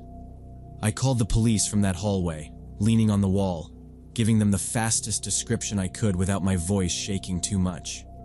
Middle-aged male, worn jacket, jeans, possibly transient but clean enough that he didn't look homeless, on foot, aggressive approach. While I was still on the phone, I radioed the operator and told him to watch the exterior cameras facing the loading dock. He said he had them up and could only see me inside by the door. The cops showed up about 12 minutes later. I watched them pull into the dock on the monitor in the hallway before I even thought about unlocking the door. Once I saw them outside, I cracked it and stepped out, staying close to the frame. We walked the perimeter together. The air still felt heavy from the adrenaline, and my legs were shaky. The officer with the notepad asked me to repeat everything, from the first time I saw the guy by the jewelry store to him standing at the door staring in. When we went back to the security office, the operator replayed every camera angle that faced the exterior. The man never appeared coming in from the street or from the lot. The only footage they got was him standing at the door, trying the handle once, then turning and walking toward the back fence before the camera lost him in the dark. No plate numbers, no vehicle, nothing to run. One of the officers said they'd had a few calls about a suspicious guy bothering women in that area late at night, but hadn't managed to catch him yet. They took my statement, told me to be careful, and reminded me to call immediately if he came back. I quit that job 2 weeks later. I kept finishing my shifts, but even in the daytime when I stopped by to drop off paperwork, I felt like someone was watching me from corners and railings. I avoided walking through the parking lot alone, asked coworkers to leave together, and parked as close to the entrance as I could. When I told my manager in detail about that night, he listened, said he took it seriously, but pointed out that the system log showed no unauthorized entries and that sometimes camera glitches or reflections made it look like things were missing. I nodded, but I knew what I saw. That man was real, and he knew how to move around that property without being noticed. About a week after I turned in my badge and uniforms, I was scrolling local news on my phone before bed and saw the headline about an attempted abduction in the mall parking lot. A woman leaving her closing shift had been attacked near her car. The description of the suspect was short, but it was enough. Middle-aged man, worn jacket, quiet, approached fast, tried to drag her toward an older vehicle parked a few spaces away. She fought back hard, used her keys, screamed, and he took off. They still hadn't found him at the time the article was written. Reading that, I realized that if that service door hadn't locked, or if I'd hesitated for even a few seconds longer out there with the bins, he probably would have been on me the same way. I keep thinking about the way he never spoke, how he just stared like I was already an object he'd picked out. I don't know exactly what he wanted, and I try not to imagine the worst versions. But his empty stare still shows up in my head when I park in dark lots or walk past loading docks, and it reminds me that I was a lot closer to being that headline than I like to admit.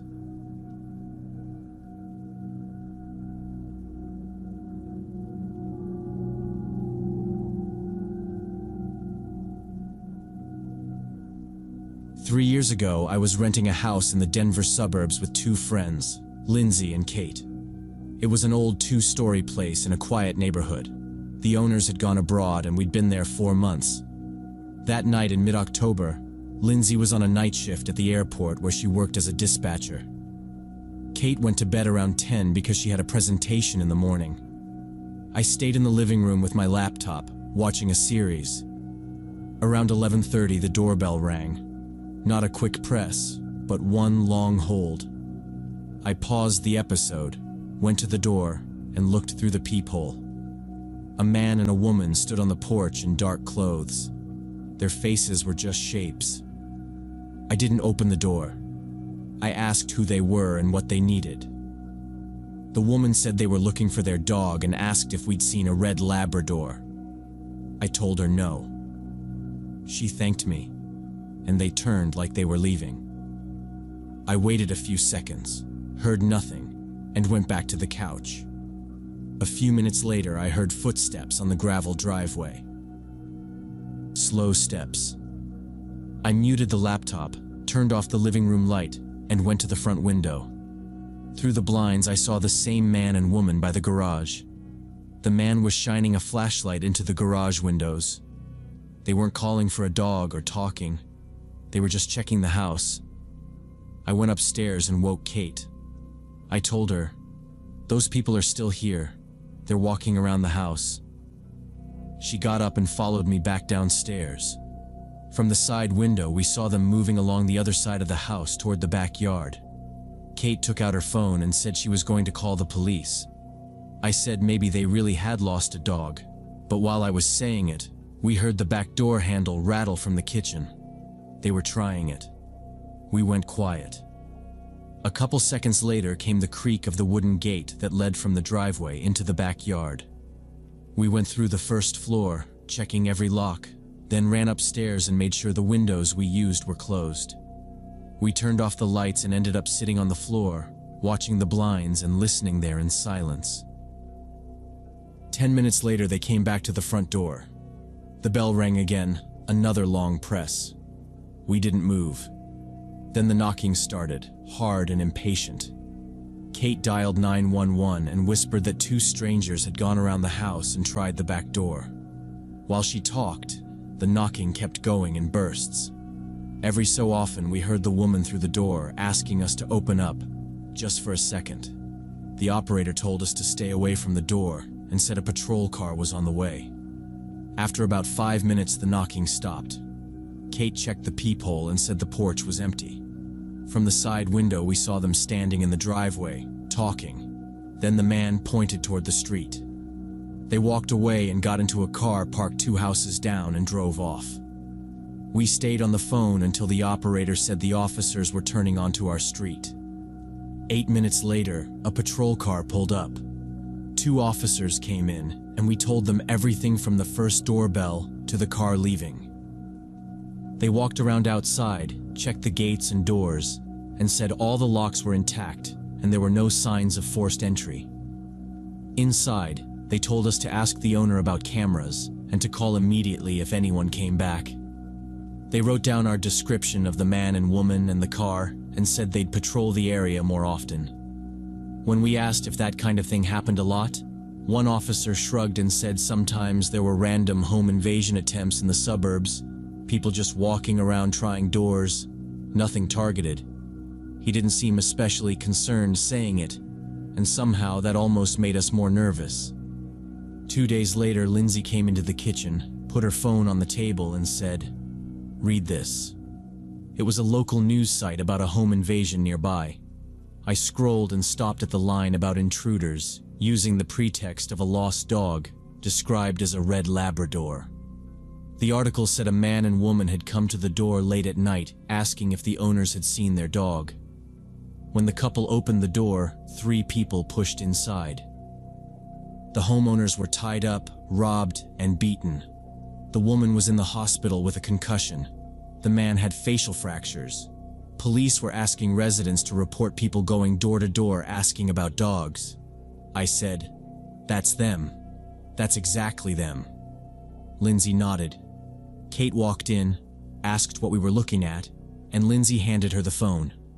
Kate read it, went quiet, then started crying. She said, "I almost told you to open it. I was going to say just open it a crack and ask where they live." She said she'd stopped herself because it was late, and the whole thing felt off. But now all she could think about was that if she'd pushed harder, I probably would have listened. We sat there staring at the article, nobody talking. Lindsay finally said, "Okay, we didn't open it. That's the only reason we're not in that story. From now on, we don't open the door for strangers. I don't care what excuse they use." She said we also needed cameras, and we both agreed. That same day, we ordered a camera system and booked installation for the weekend. We read the article again, comparing it to that night. Man and woman, dark clothes, late at night, red Labrador. Same setup. The difference was that house opened the door and ours didn't. After that, we went next door and told our neighbors what had happened and showed them the news story. We told them if anyone came around asking about a dog at night, they shouldn't open the door, just call the police. They said they'd warn other houses too. For the next few weeks, every time the doorbell rang, even during the day, one of us would freeze. We checked the peephole first. Once the cameras were installed, we checked the app before doing anything else. If we didn't recognize the person, we didn't open. With deliveries, we talked through the door and asked them to leave packages on the porch. Some drivers looked annoyed, but no one made a big deal. Inside, every door stayed locked. The paranoia eased up slowly. No one else came around with dog stories. The police never contacted us again. 6 months later, I moved out for regular reasons. Job change, cheaper rent. The house became just another place I'd lived. I still think about it whenever I see a headline about a home invasion. I think about the couple from that article, how the woman ended up with permanent nerve damage in her hand, and the man needed reconstructive surgery. Then I picture our living room instead of theirs. 3 women there, 2 asleep, 1 opening the door because she doesn't want to be rude. We would not have stopped 3 people forcing their way in. It still feels very close when I let myself think about it now. When I feel guilty now for not opening the door to someone I don't know, I remember those 2 on our porch and that headline, and I tell myself that sometimes luck is just not answering the door.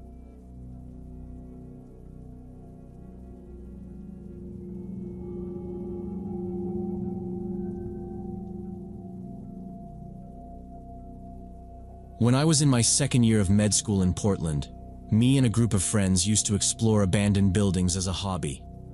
It was a stupid way to relax, but it worked. The city's full of empty warehouses and hospitals, and sneaking into them felt better than sitting in the library another hour. We'd grab flashlights, a camera, and just drive out at night, see what we could get into. My usual group was me, my roommate David, my buddy Kyle, and his girlfriend Emily. One week, Kyle said he'd found an old psychiatric wing on the north side. It was part of a hospital they'd shut down years ago, but this piece had just been fenced off and left. Nobody bothered to tear it down, he said. That Friday night, we parked down the block and walked up.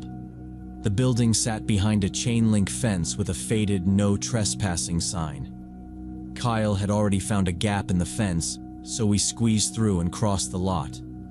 The place was 4 stories, windows broken or boarded. Trash and old cans lay around the entrance. Kyle found a side door where the lock had been smashed. Inside it smelled like damp dust. Paint and plaster were peeling, ceiling tiles in pieces on the floor. We walked a couple of corridors on the 1st floor, shining our flashlights into rooms. Broken beds, cabinets, some scattered paperwork. David took a few photos. Emily made a face and said she couldn't imagine working there. It felt creepy but normal for us, nothing special. After a bit, Kyle said, "Basement's probably better. Records and stuff." That sounded more interesting, so we went looking for stairs. At the end of one hallway, we found a concrete stairwell going down with a rusted service level sign. We headed down in a line. The air felt colder but heavier. At the bottom was a narrow corridor with metal doors on both sides. Most of the labels were gone or unreadable. David walked first, opening doors and calling out what he saw. Storage, pipes, junk. Kyle followed him, then Emily, then me. A few steps in, I noticed a tight feeling in my chest, like I'd climbed stairs even though I hadn't. I figured it was dust or too much caffeine and kept going. The feeling didn't go away. My breathing got shallow. My heart felt too fast. By halfway down the corridor, my head felt floaty, and it didn't make sense because we were just walking slowly and talking. We reached the last door at the very end. No label, just rust around the handle. Kyle reached for it like he always did, and everything hit me hard all at once. My stomach flipped, my head spun, and a high ringing started in my ears. I stopped and grabbed the wall. Emily turned back and asked what was wrong. Their flashlights swung toward me, and the hallway suddenly felt too small. I couldn't explain it. I just knew I did not want that door opened. "We need to go back up. I'm serious," I said. My voice shook. I told them I felt like I was about to pass out. Emily said she didn't feel sick, but she felt really uneasy and wanted to leave too.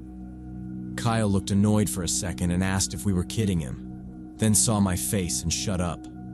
David said if there was something in the air down there, mold, low oxygen, whatever, standing around talking was stupid.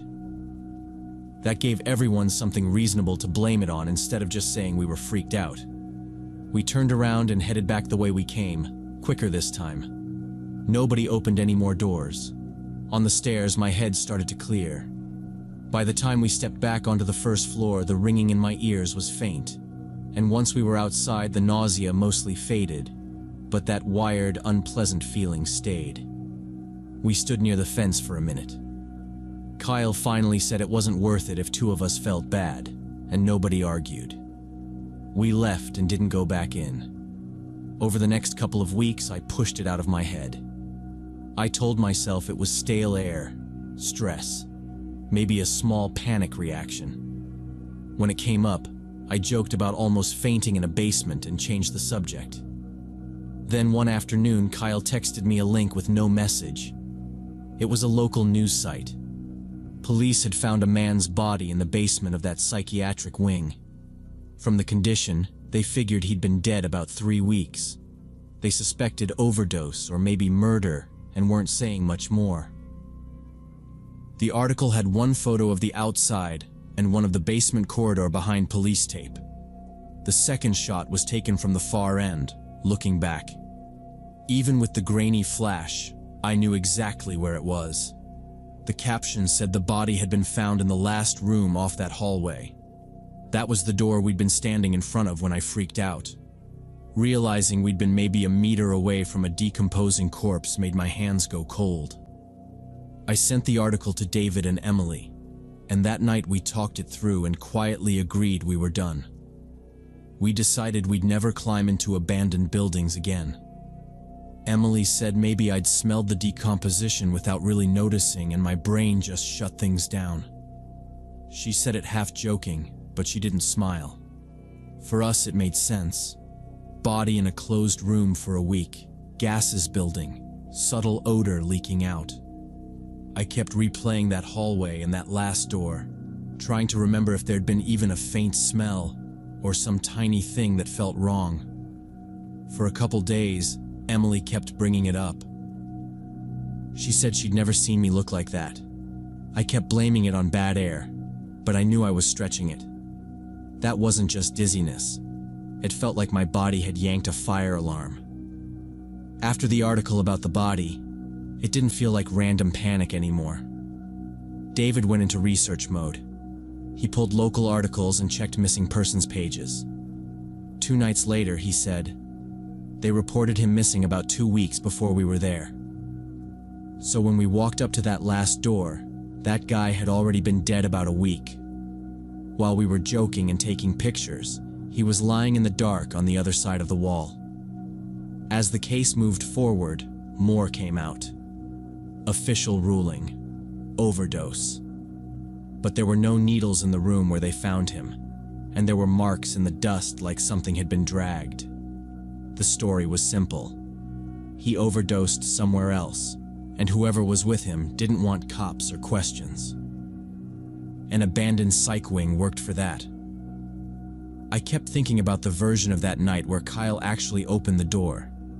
In that version, we see the shape on the floor, realize it's a person, and everything flips.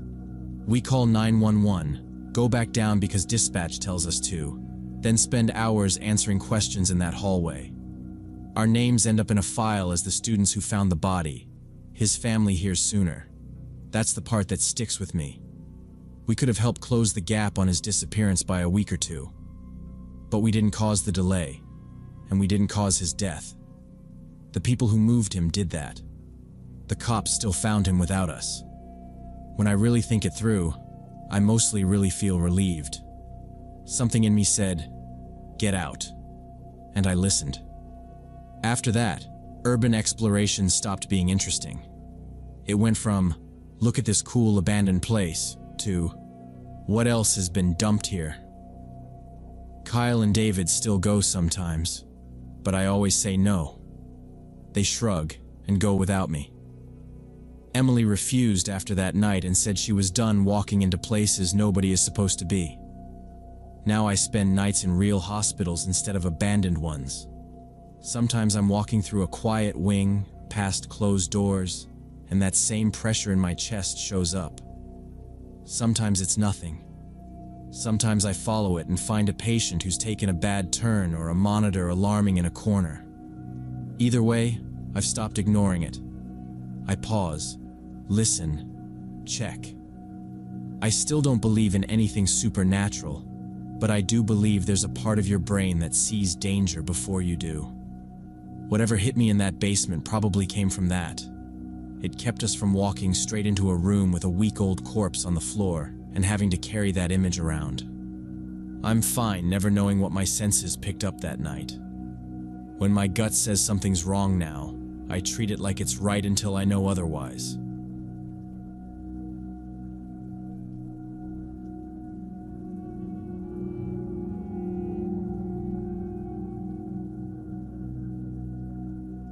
My friend Samantha rented an apartment in Austin right after college and was looking for a roommate to split expenses. I didn't live with her, but we talked every day, so I heard everything as it happened. She posted an ad online, sifted through a bunch of weird messages, and finally a woman around 30 replied, called herself Nicole. They met at a cafe. Later that night, Sam told me Nicole was quiet, polite, kind of plain, worked from home as a programmer.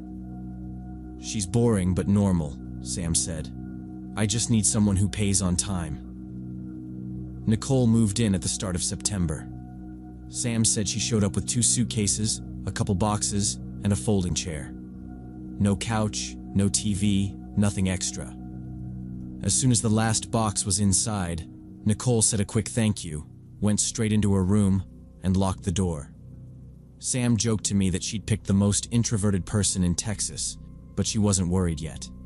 That first week, Nicole might as well not have existed. Sam would leave for work, and Nicole's door would still be shut. When Sam came home, door was shut. Sam started hearing the bathroom at 2 or 3 in the morning instead of normal times. Food delivery drivers kept buzzing with orders in Nicole's name. Nicole would crack her door, grab the bags, and disappear back inside. When they did run into each other in the hallway, Sam tried small talk. Nicole replied with, "Yeah, no, fine," and stared somewhere near Sam's shoulder instead of at her face. It felt less like shyness and more like she didn't want to connect at all. One night I was on the phone with Sam and heard this scraping and dull thudding through her wall, then a drill. It went on long enough that she finally sighed and said she'd check. She knocked on Nicole's door and asked if everything was okay. Nicole opened it a few inches and said very quickly that she was hanging shelves and would be done soon. The sound stopped right after that. Sam told me she got this weird impression that Nicole was more worried about the door opening further than about bothering her. About 2 weeks after move-in, Sam woke up out of dead sleep with that "something's off" feeling. She opened her eyes and saw Nicole standing in her bedroom doorway, just a dark outline. Sam said her throat went dry. She asked, "Nicole, what's wrong?" For several long seconds, Nicole didn't answer. Then she quietly said, "Do you have a spare laptop charger?" Sam told her there was one in the living room. Nicole nodded once and walked away without closing the bedroom door. In the morning, Sam asked why she couldn't just text or wait until daylight. Nicole didn't look embarrassed. She said she needed to send something urgent and didn't think it mattered. No apology. Sam bought a bedroom lock that same week. After that, she started paying attention to Nicole's schedule. Around 3 or 4 a.m., she'd hear the front door open and close very softly. Nicole would go out, come back an hour or two later, then the apartment would go quiet again. Sam tried to convince herself it was just weird work hours, but she moved her purse, keys, and laptop into her bedroom at night. One afternoon, Nicole headed out and a package arrived a few minutes later. Sam brought it inside. As she walked past Nicole's room, she noticed the door was slightly open. She told me she only meant to push it shut, but she couldn't help glancing in. The walls were covered in taped-up city maps. Certain streets were traced in thick lines, intersections circled, little symbols drawn in the corners. The desk was buried under printouts and documents. She couldn't read more than a few words, but she recognized building layouts and words like access and entry. She backed out, shut the door, and sat on her own bed shaking. That night she tried to bring it up. She asked how work was going and if Nicole was doing some kind of mapping project. Nicole watched her carefully and said it was a data analysis thing, logistics modeling, and that some of it was confidential, so she preferred her door stayed closed. Her face didn't change the whole time. Sam decided she'd keep her distance and start looking for a new roommate. The final straw came a few days later. It was early morning when Sam woke up to whispering right next to her ear.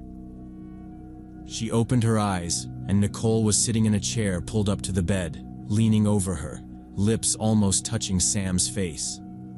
Sam screamed and shoved herself against the wall. Nicole flinched but didn't back up much. She said she was trying to wake Sam because a package had arrived in her name, and she hadn't answered the buzzer. The box was still by the door. Sam kept asking why she was inside the bedroom, why she was that close.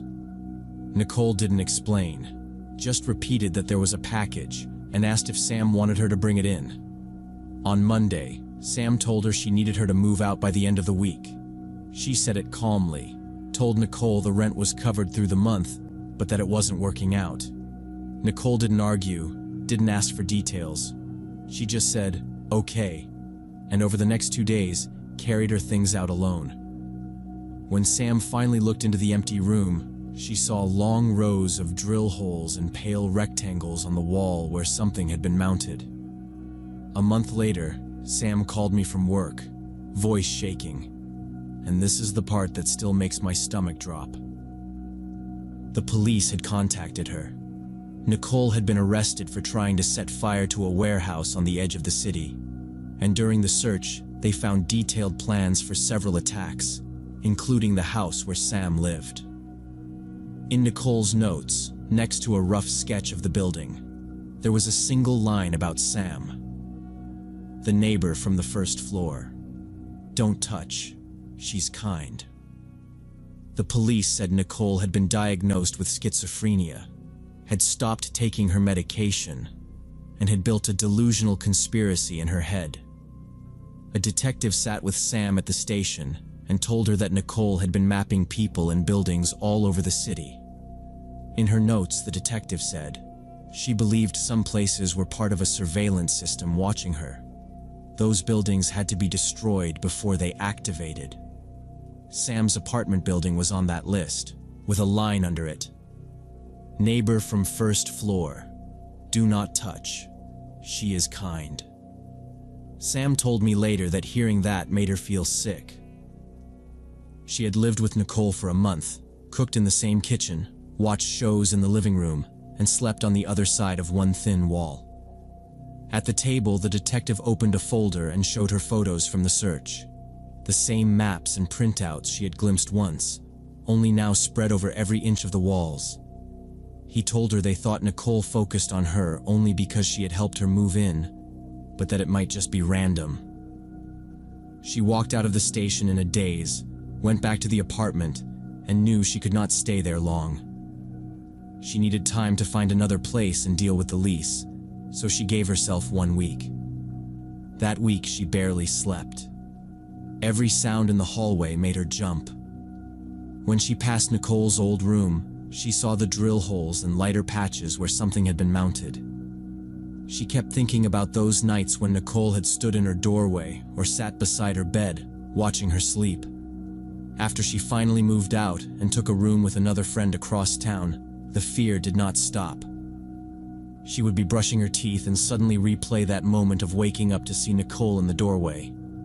Other times, she pictured Nicole sitting in the chair by her bed, leaning in close and whispering. She told me she could not stop asking herself the same questions. What had Nicole been thinking? And what would have happened if things had gone a little differently?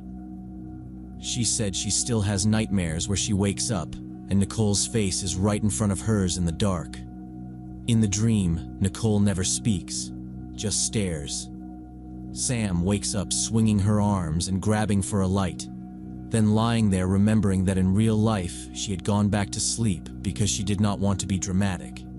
She told me the worst part was not even the warehouse fire plan, but realizing she had shared an apartment with someone that unstable for weeks and never really knew it. Nicole had seemed odd and withdrawn, but basically harmless. The police told her later that Nicole was now in a psychiatric facility and would probably be there for a long time. Sam changed her phone number, deleted her social media for a while, and when she came back, she kept everything locked down. She stopped posting photos of her apartment or giving details about where she lived. She told me she would never use roommate apps again. If she had to share a place, it would be with someone she already knew well or someone a close friend trusted. I asked if she felt guilty for not seeing it sooner, and she said no. It was not her job, and she only wished she had trusted her instincts. Sometimes being too polite can be dangerous.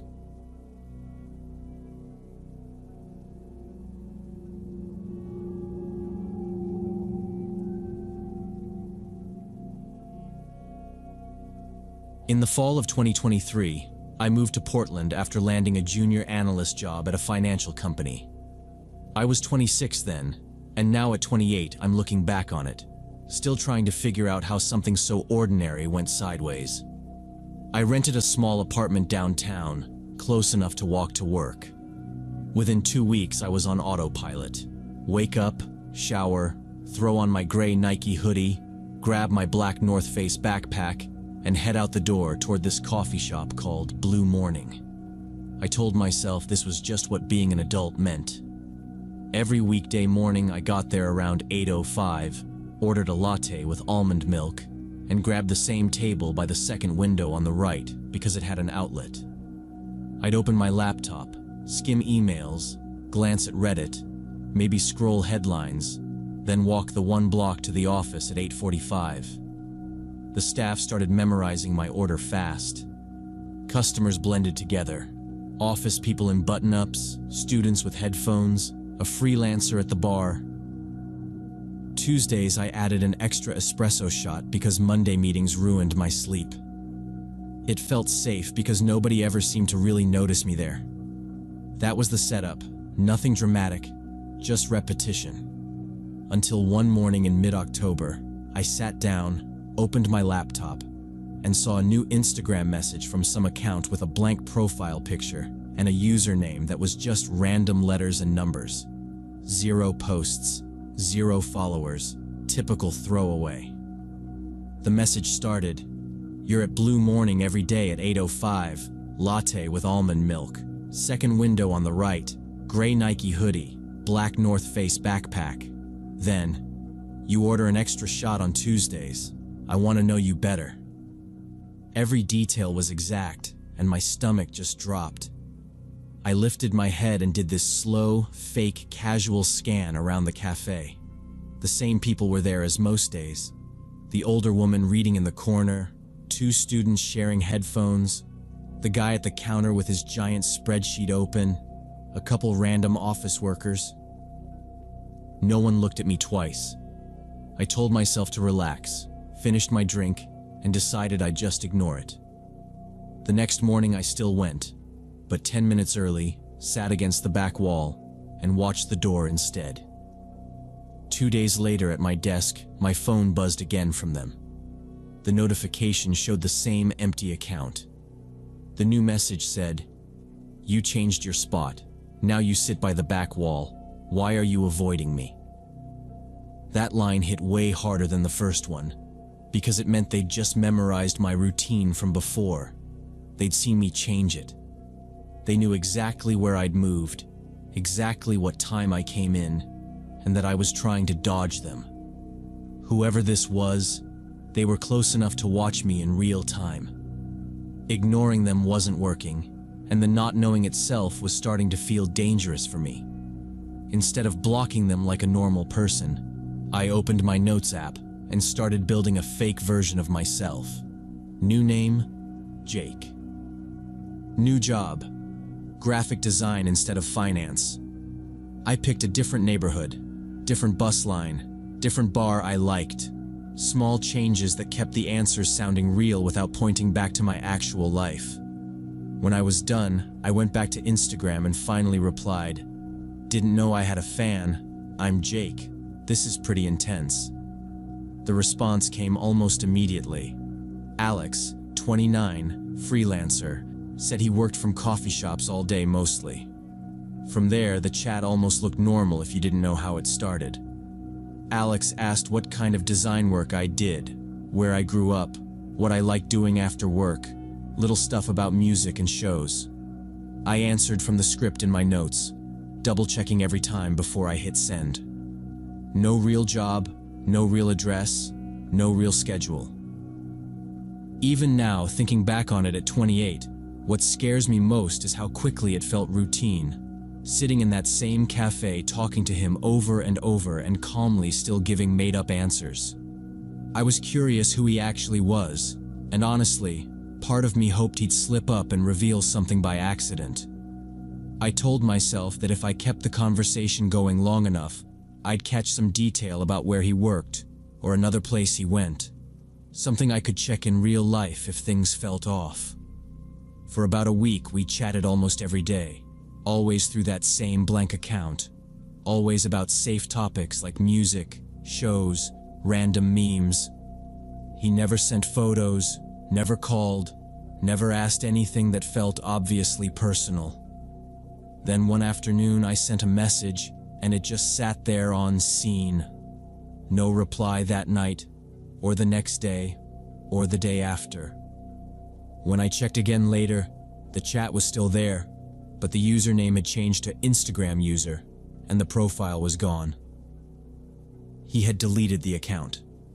I still kept going to Blue Morning, mostly because avoiding it felt like letting him kick me out of my own life. But I stopped zoning out and started spending most of the time watching the door and the people instead of my screen. I tried to remember everyone I'd ever seen in there and match faces to seats and patterns, like who always sat where, who checked their phone a lot, who never looked up. At some point I realized I was staring at people so long that they glanced back and I had to look away. Nothing happened though. No more messages, no weird looks that I could catch, just normal mornings. A month passed, then 2. No new accounts, no DMs, nothing strange on my phone. By the end of December, I had mostly convinced myself it was some bored guy who lost interest or found someone else. In early January, after the holidays, I was dead asleep when my work phone rang around midnight. I only gave that number to clients and coworkers, so I answered without thinking, expecting some issue with a report or a system alert. The number was local but unfamiliar. I said hello once, and at first all I heard was breathing, heavy and close to the mic. Then a man's voice said, very clear, "Jake isn't your real name. You're Daniel Thompson. You work at Cascade Financial. You live at Burnside, apartment 3B. Hearing my full name and address like that, from a stranger, hit harder than anything he'd sent online. I just went completely quiet. He kept talking in this calm, flat tone, like he was reading from a sheet. "You thought you were smart playing with me," he said. "I know everything about you, Daniel. I know your car is a blue Honda, parking spot 12. I know you go to the gym on Wednesdays. I can come to you anytime. Then he started adding sexual comments, talking about what I probably looked like getting ready for work, what he wanted to do to me when he decided to show up. I finally managed to say, "Who is this?" But he talked over me, told me not to interrupt him. He never actually said the words, "I'm going to hurt you." But everything around what he was saying was an obvious threat. The whole call lasted maybe 40 seconds. Then he hung up. My hands were shaking so hard I almost dropped the phone while I pulled the number up on Google. Nothing came up. I blocked it. Over the next hour, my work phone rang 4 more times from 4 different local numbers. I let every call go to voicemail. None of them left a message. I didn't sleep after that.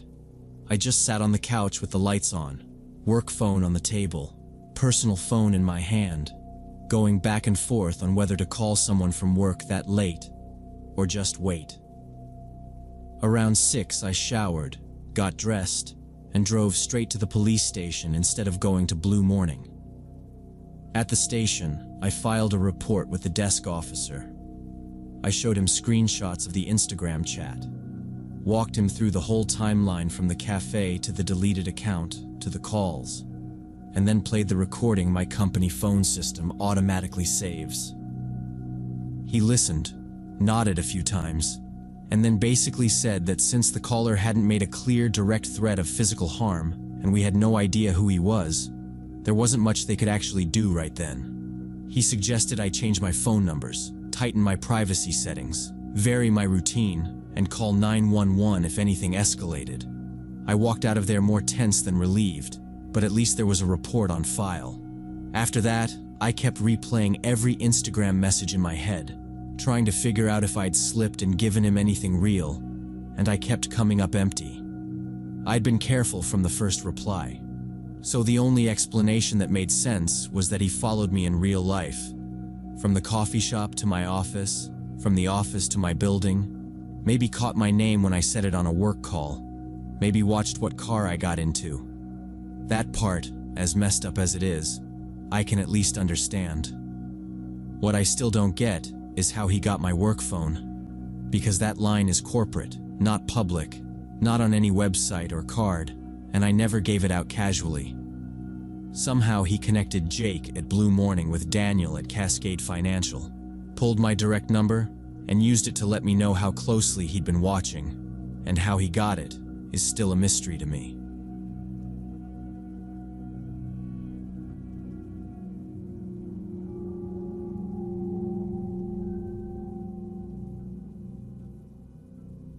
In November 2016, I went back to my university town for a small alumni reunion. It had been 4 years since graduation, and a group of us planned to meet at our favorite bar near campus. I stayed with my friend Kate, who still lived in town and worked at the local library, so I wouldn't have to pay for a hotel or deal with awkward roommates from back then. Friday night itself was completely ordinary. Drinks, greasy fries, everyone telling the same stories about finals week and bad hookups. On Saturday morning we were both a little slow, but we decided to walk around the university alleys for nostalgia and take some photos at familiar places. The weather was classic November stuff. Gray sky, light rain, wet leaves stuck flat across the sidewalks and steps, just how I remembered.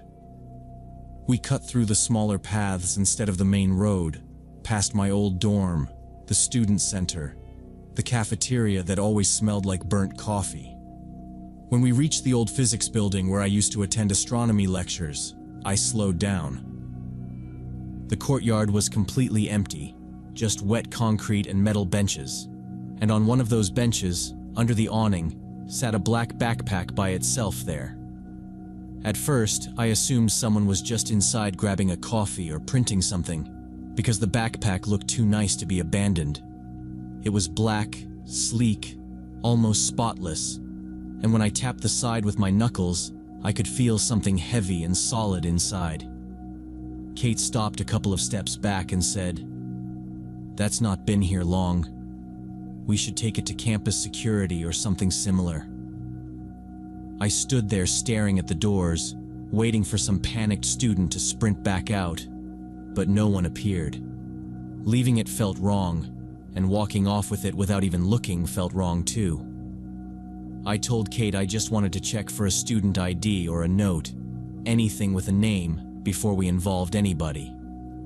She sighed, and I unzipped the main compartment of the backpack slowly. Inside was an Apple MacBook Pro, the slim silver kind, with a charging cable, 2 thick criminology textbooks jammed along the side, and an empty water bottle. No wallet, no phone, no loose papers, nothing with a name anywhere. The laptop was off but looked almost new. "Whoever lost this is freaking out," I said. Kate leaned in and said she had a compatible charger back at her apartment already. She suggested we plug it in there and look for a document with a name or email, then drop it at security later. I felt weird about opening a stranger's computer, but if it were mine, I'd want someone to try. Kate lived 10 minutes away, so we carried the backpack back, set the MacBook on her coffee table, plugged it in, and waited while it booted in complete silence. The Apple logo flashed, the loading bar crawled, and then instead of a login screen, it just dropped us straight on the desktop. No password, no welcome message, just a default mountain wallpaper with a few generic icons. Kate opened Finder, clicked on the user folder, and the home name was simply user. No initials, nothing. I told her to check documents, and that's when it started feeling really wrong. She clicked the documents folder and a list of maybe 20 files came up, all with names like subject 07intake.move, location 43.mp4, transaction log.xlsx. No essays, no lecture notes, nothing normal at all. We just stared at the screen for a few seconds.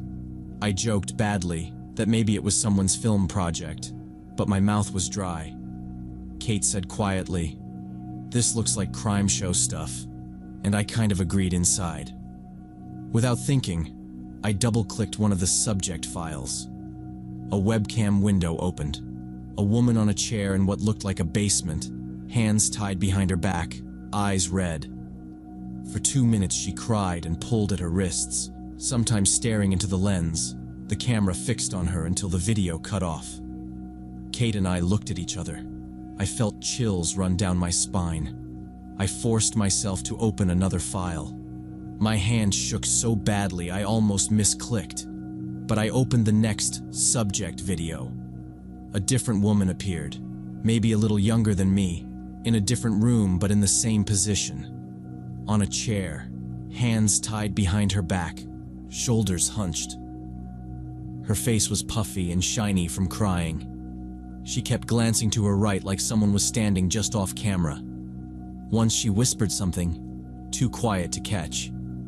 Behind me, Kate said, "Turn it off. Please just turn it off." And I stopped the video. I told Kate I needed to see if the other files were the same, or if this was some twisted film project. I opened one of the location videos. There was no person in it at all. The camera pointed at a bare room with a thin mattress on the floor, a chain attached to the wall with an open shackle, and a plastic bowl near the corner. No sound, no movement. The video ran for a short time and ended. Kate stepped back from the coffee table and said, "This is real. We shouldn't be watching this." The fourth video I clicked had transaction in the name. This time a man in a plain black mask sat at a table, writing in a notebook. You couldn't see his face, only his hands, his sleeves, and part of his chest. On the table were a stack of cash, a pile of documents, and a cheap phone. He didn't say anything. He wrote, counted bills, checked his watch, then reached toward the camera and the file cut off. I closed the video folder. My brain felt like it was lagging behind what I was seeing. I kept thinking that if the rooms on the screen existed somewhere, then the women existed too, right now or not long ago. Trying to understand what this actually was, I opened the Excel file. It was a spreadsheet with columns for dates, code names like Subject A and Subject F, amounts of money, and short notes. Some lines said things like delivered, paid, detained. The last entry was dated 3 days earlier. Kate leaned over my shoulder, read a few rows, then said, very steady, "We're calling the police. Right now. Don't open anything else." That was enough for me. I closed the spreadsheet, then the window, afraid I'd accidentally delete something just by touching it. I shut down the laptop and left it on the table. Kate grabbed her phone and called the non-emergency number, told them we had a found laptop with possible evidence of kidnapping or trafficking, and gave them her address. The police showed up about 20 minutes later. 2 uniformed officers came in first and checked our IDs. A detective in plain clothes arrived right after them. We explained everything from the start: the reunion, the walk past the physics building, the backpack on the bench, bringing it home, what we'd opened and what we'd seen. Then we drove with them back to campus and pointed out the exact bench where we'd found the bag. Back at Kate's place, the detective put on gloves before he even touched the backpack or the laptop. He asked me to turn the computer on, but told me not to open any files. When the desktop appeared, he used the trackpad himself, just long enough to confirm the folder names in the spreadsheet. He said the laptop would be sent straight to their forensic lab and asked us not to go through any more of the files on our own or talk about details with other people. He took the backpack, laptop, charger, and textbooks, wrote down our phone numbers and emails, and said we might have to come in later to give full statements or testify. For the next several weeks, Kate and I checked local news sites and bigger regional ones, searching for any mention of arrests, rescued victims, or a trafficking ring. We saw the usual stuff: burglaries, DUIs, a bar fight, but nothing that clearly lined up with what we'd stumbled into. We didn't tell our friends from the reunion anything. It didn't feel like something you drop into a group chat. Almost 2 months later, the detective called me. He confirmed my name and asked if I could talk for a minute. Then he said they had identified several people from the videos through missing person reports and had linked the laptop to an active human trafficking case in a neighboring state. He said he couldn't give details because the investigation was ongoing, but that the files had been important and that US turning the backpack in had helped the case move forward. Before hanging up, he thanked me again and said, "You and your friend might have helped save somebody's life." I still don't know the whole truth about that backpack or the people in those files, and honestly, I'm scared to know. I think about those women whenever I see a lost bag or a missing person poster and hope they were found and protected. But at the same time, I'm afraid to know what really happened to them.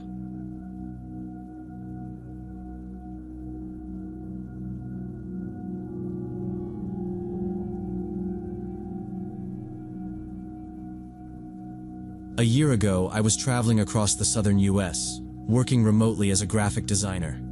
I was 26, living out of one suitcase, booking cheap places through an app for a week or two, and moving on whenever I got bored. It sounds fun, but it was mostly me, my laptop, and whatever table I turned into a desk that week. In late October, I booked a small guest house in a suburb of Albuquerque, New Mexico. It was a separate cottage in the backyard of a larger house.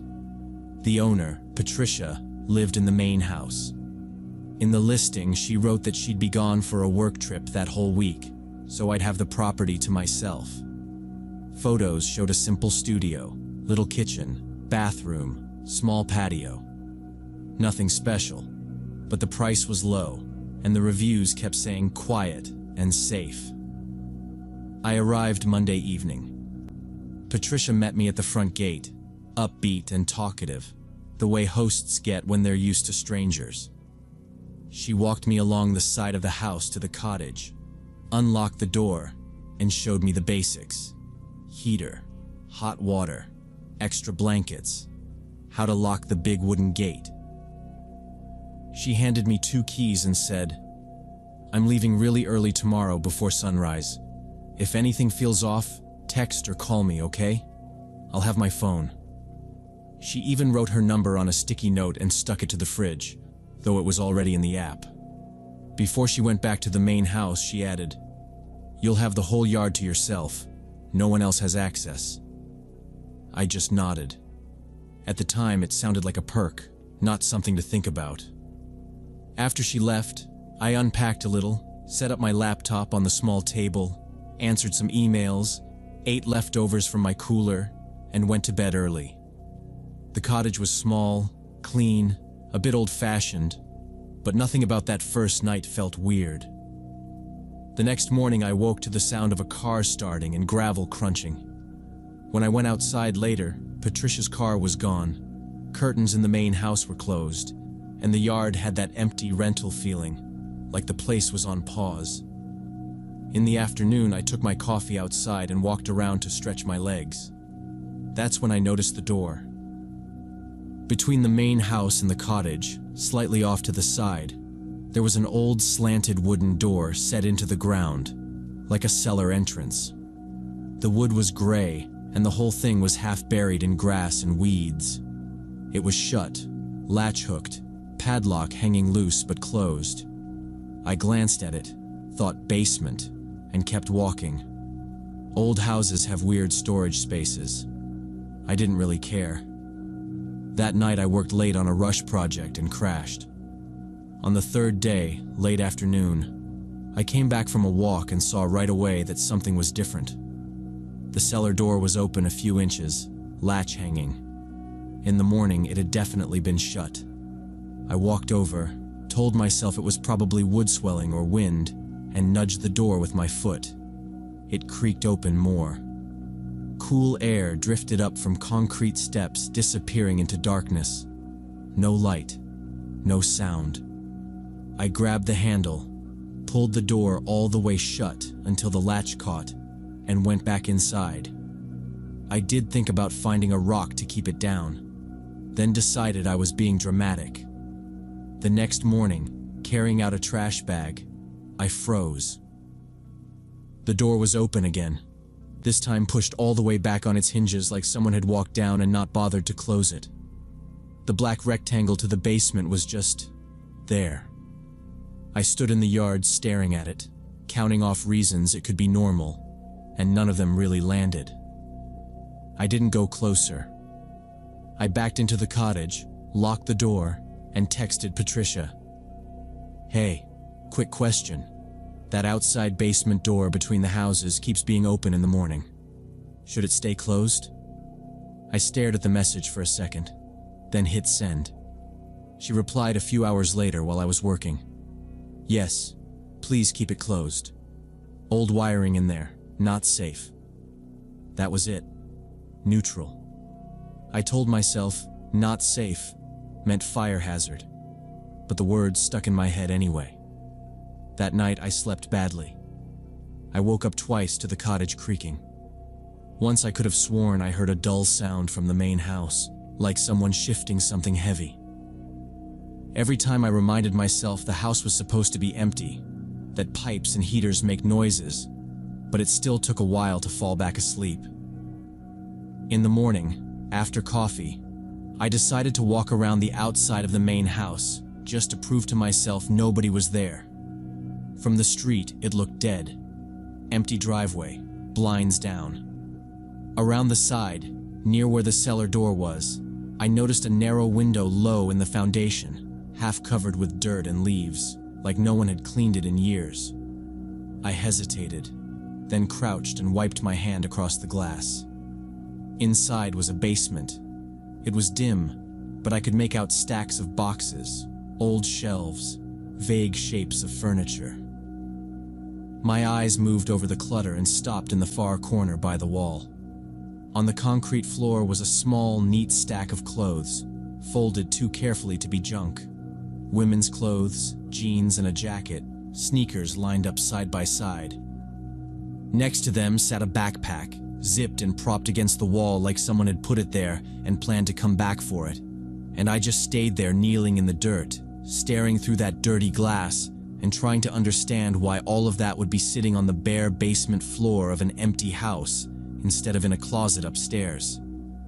I went back to the cottage trying to act normal, but my brain kept looping on that corner of the basement. I opened my laptop, finished a small revision for a client, answered emails, pretended to focus. On the surface, it was a regular workday. Underneath, I kept seeing that neat stack of clothes on concrete and the backpack leaning against the wall. By evening, I was restless. Every sound outside made me pause.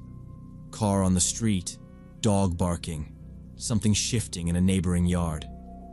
Around sunset, I told myself I'd feel better if I checked again, just to prove to myself I'd overreacted. So I went around to the side of the main house, crouched by the same foundation window, and wiped away a fresh layer of dust with my sleeve. The corner was empty. No clothes, no backpack, no dark shape on the floor where they'd been. Just boxes, an old shelf, some junk. I squinted, scanned every inch I could see, checked behind a table leg and along the wall, but there was nowhere they could have been moved to without me still seeing part of them. They were just gone. For a second, I tried to convince myself I'd imagined everything, but I knew I hadn't. I remembered how the jeans were folded, back pockets facing up. I remembered the sneakers, side by side. Someone had been in that basement between morning and evening and removed that stuff. According to the listing, the only person with access was supposed to be out of town. I went straight back to the cottage, locked the door, and called Patricia. It rang to voicemail. No personal greeting, just the automated voice. I hung up, waited a minute, called again. Same thing. So I texted, "Hey, I saw some clothes and a backpack in the basement window this morning and now they're gone. Is someone here?" I watched the screen for the typing dots. Nothing. After that, the cottage felt different. I closed all the blinds, even though it was still light. I checked the bathroom window latch twice. Around 10, I pushed the small dresser in front of the door and wedged a chair under the handle. I knew it wouldn't stop anyone determined, but it made me feel like at least I'd hear if someone tried to come in. I lay on the bed fully dressed, shoes next to me on the floor, phone in my hand. I didn't really sleep. I listened to the fridge kick on, the pipes click, distant traffic. At one point there was a dull noise from the yard that made me sit up and hold my breath until everything was quiet again. Every time I started to drift off, I snapped awake, convinced I'd heard footsteps on gravel or a door closing at the main house. I checked my phone over and over. No response from Patricia. Once I saw the sky getting lighter, I was done. Nothing specific had happened, but my gut was screaming at me to leave. I packed fast, shoved everything into my suitcase, wiped down the table out of habit, and hauled my stuff out to the car. I didn't look at the main house, didn't go near the cellar door. I dropped the keys into Patricia's mailbox like she told me to, and drove away. 2 days later, already in another state, my phone buzzed. "Sorry for the concern," Patricia wrote. "I have an acquaintance who sometimes stores things in the basement. He picked them up. Everything's fine." I read it a few times. It explained that someone had been there, but not why she hadn't warned me, or why those things had been sitting folded on the floor instead of on the shelves. A few weeks later, in some random motel, I couldn't stop thinking about that yard. I was scrolling through my photos and saw the screenshot of Patricia's listing I'd taken before the trip. On impulse, I opened my laptop and searched the address and street name. It took a bit of digging through old links and local sites, but eventually I found a small notice from a local Albuquerque paper, archived on some community page. 3 years earlier, a 24-year-old tourist had gone missing in that area. Female, traveling alone, last seen in Albuquerque. The article said the trail went cold. In a follow-up piece, there was a grainy photo of a house in that neighborhood. The resolution was bad, but the porch, driveway angle, and fence line looked uncomfortably close to Patricia's place. The owner's name in the article wasn't Patricia. Different last name. Maybe a previous owner. Maybe Patricia's real name. Maybe nothing. It sat in my head anyway. I went back to the rental app to look at her listing again, thinking maybe I'd missed something in the reviews. But when I checked my past trips, her property wasn't there. It was like it had been erased. Her profile photo didn't come up in search. I tried calling her number and got a no longer in service message. I opened support chat and told them I'd stayed at a place, and now the host profile seemed gone. I asked if there had been any safety issues. The rep was polite and useless. They said the profile had been closed at the owner's request about a month earlier, and they couldn't provide more details for privacy reasons. That was it. I thought about going to the police with what I had, but when I tried to lay it out in my head, it sounded weak.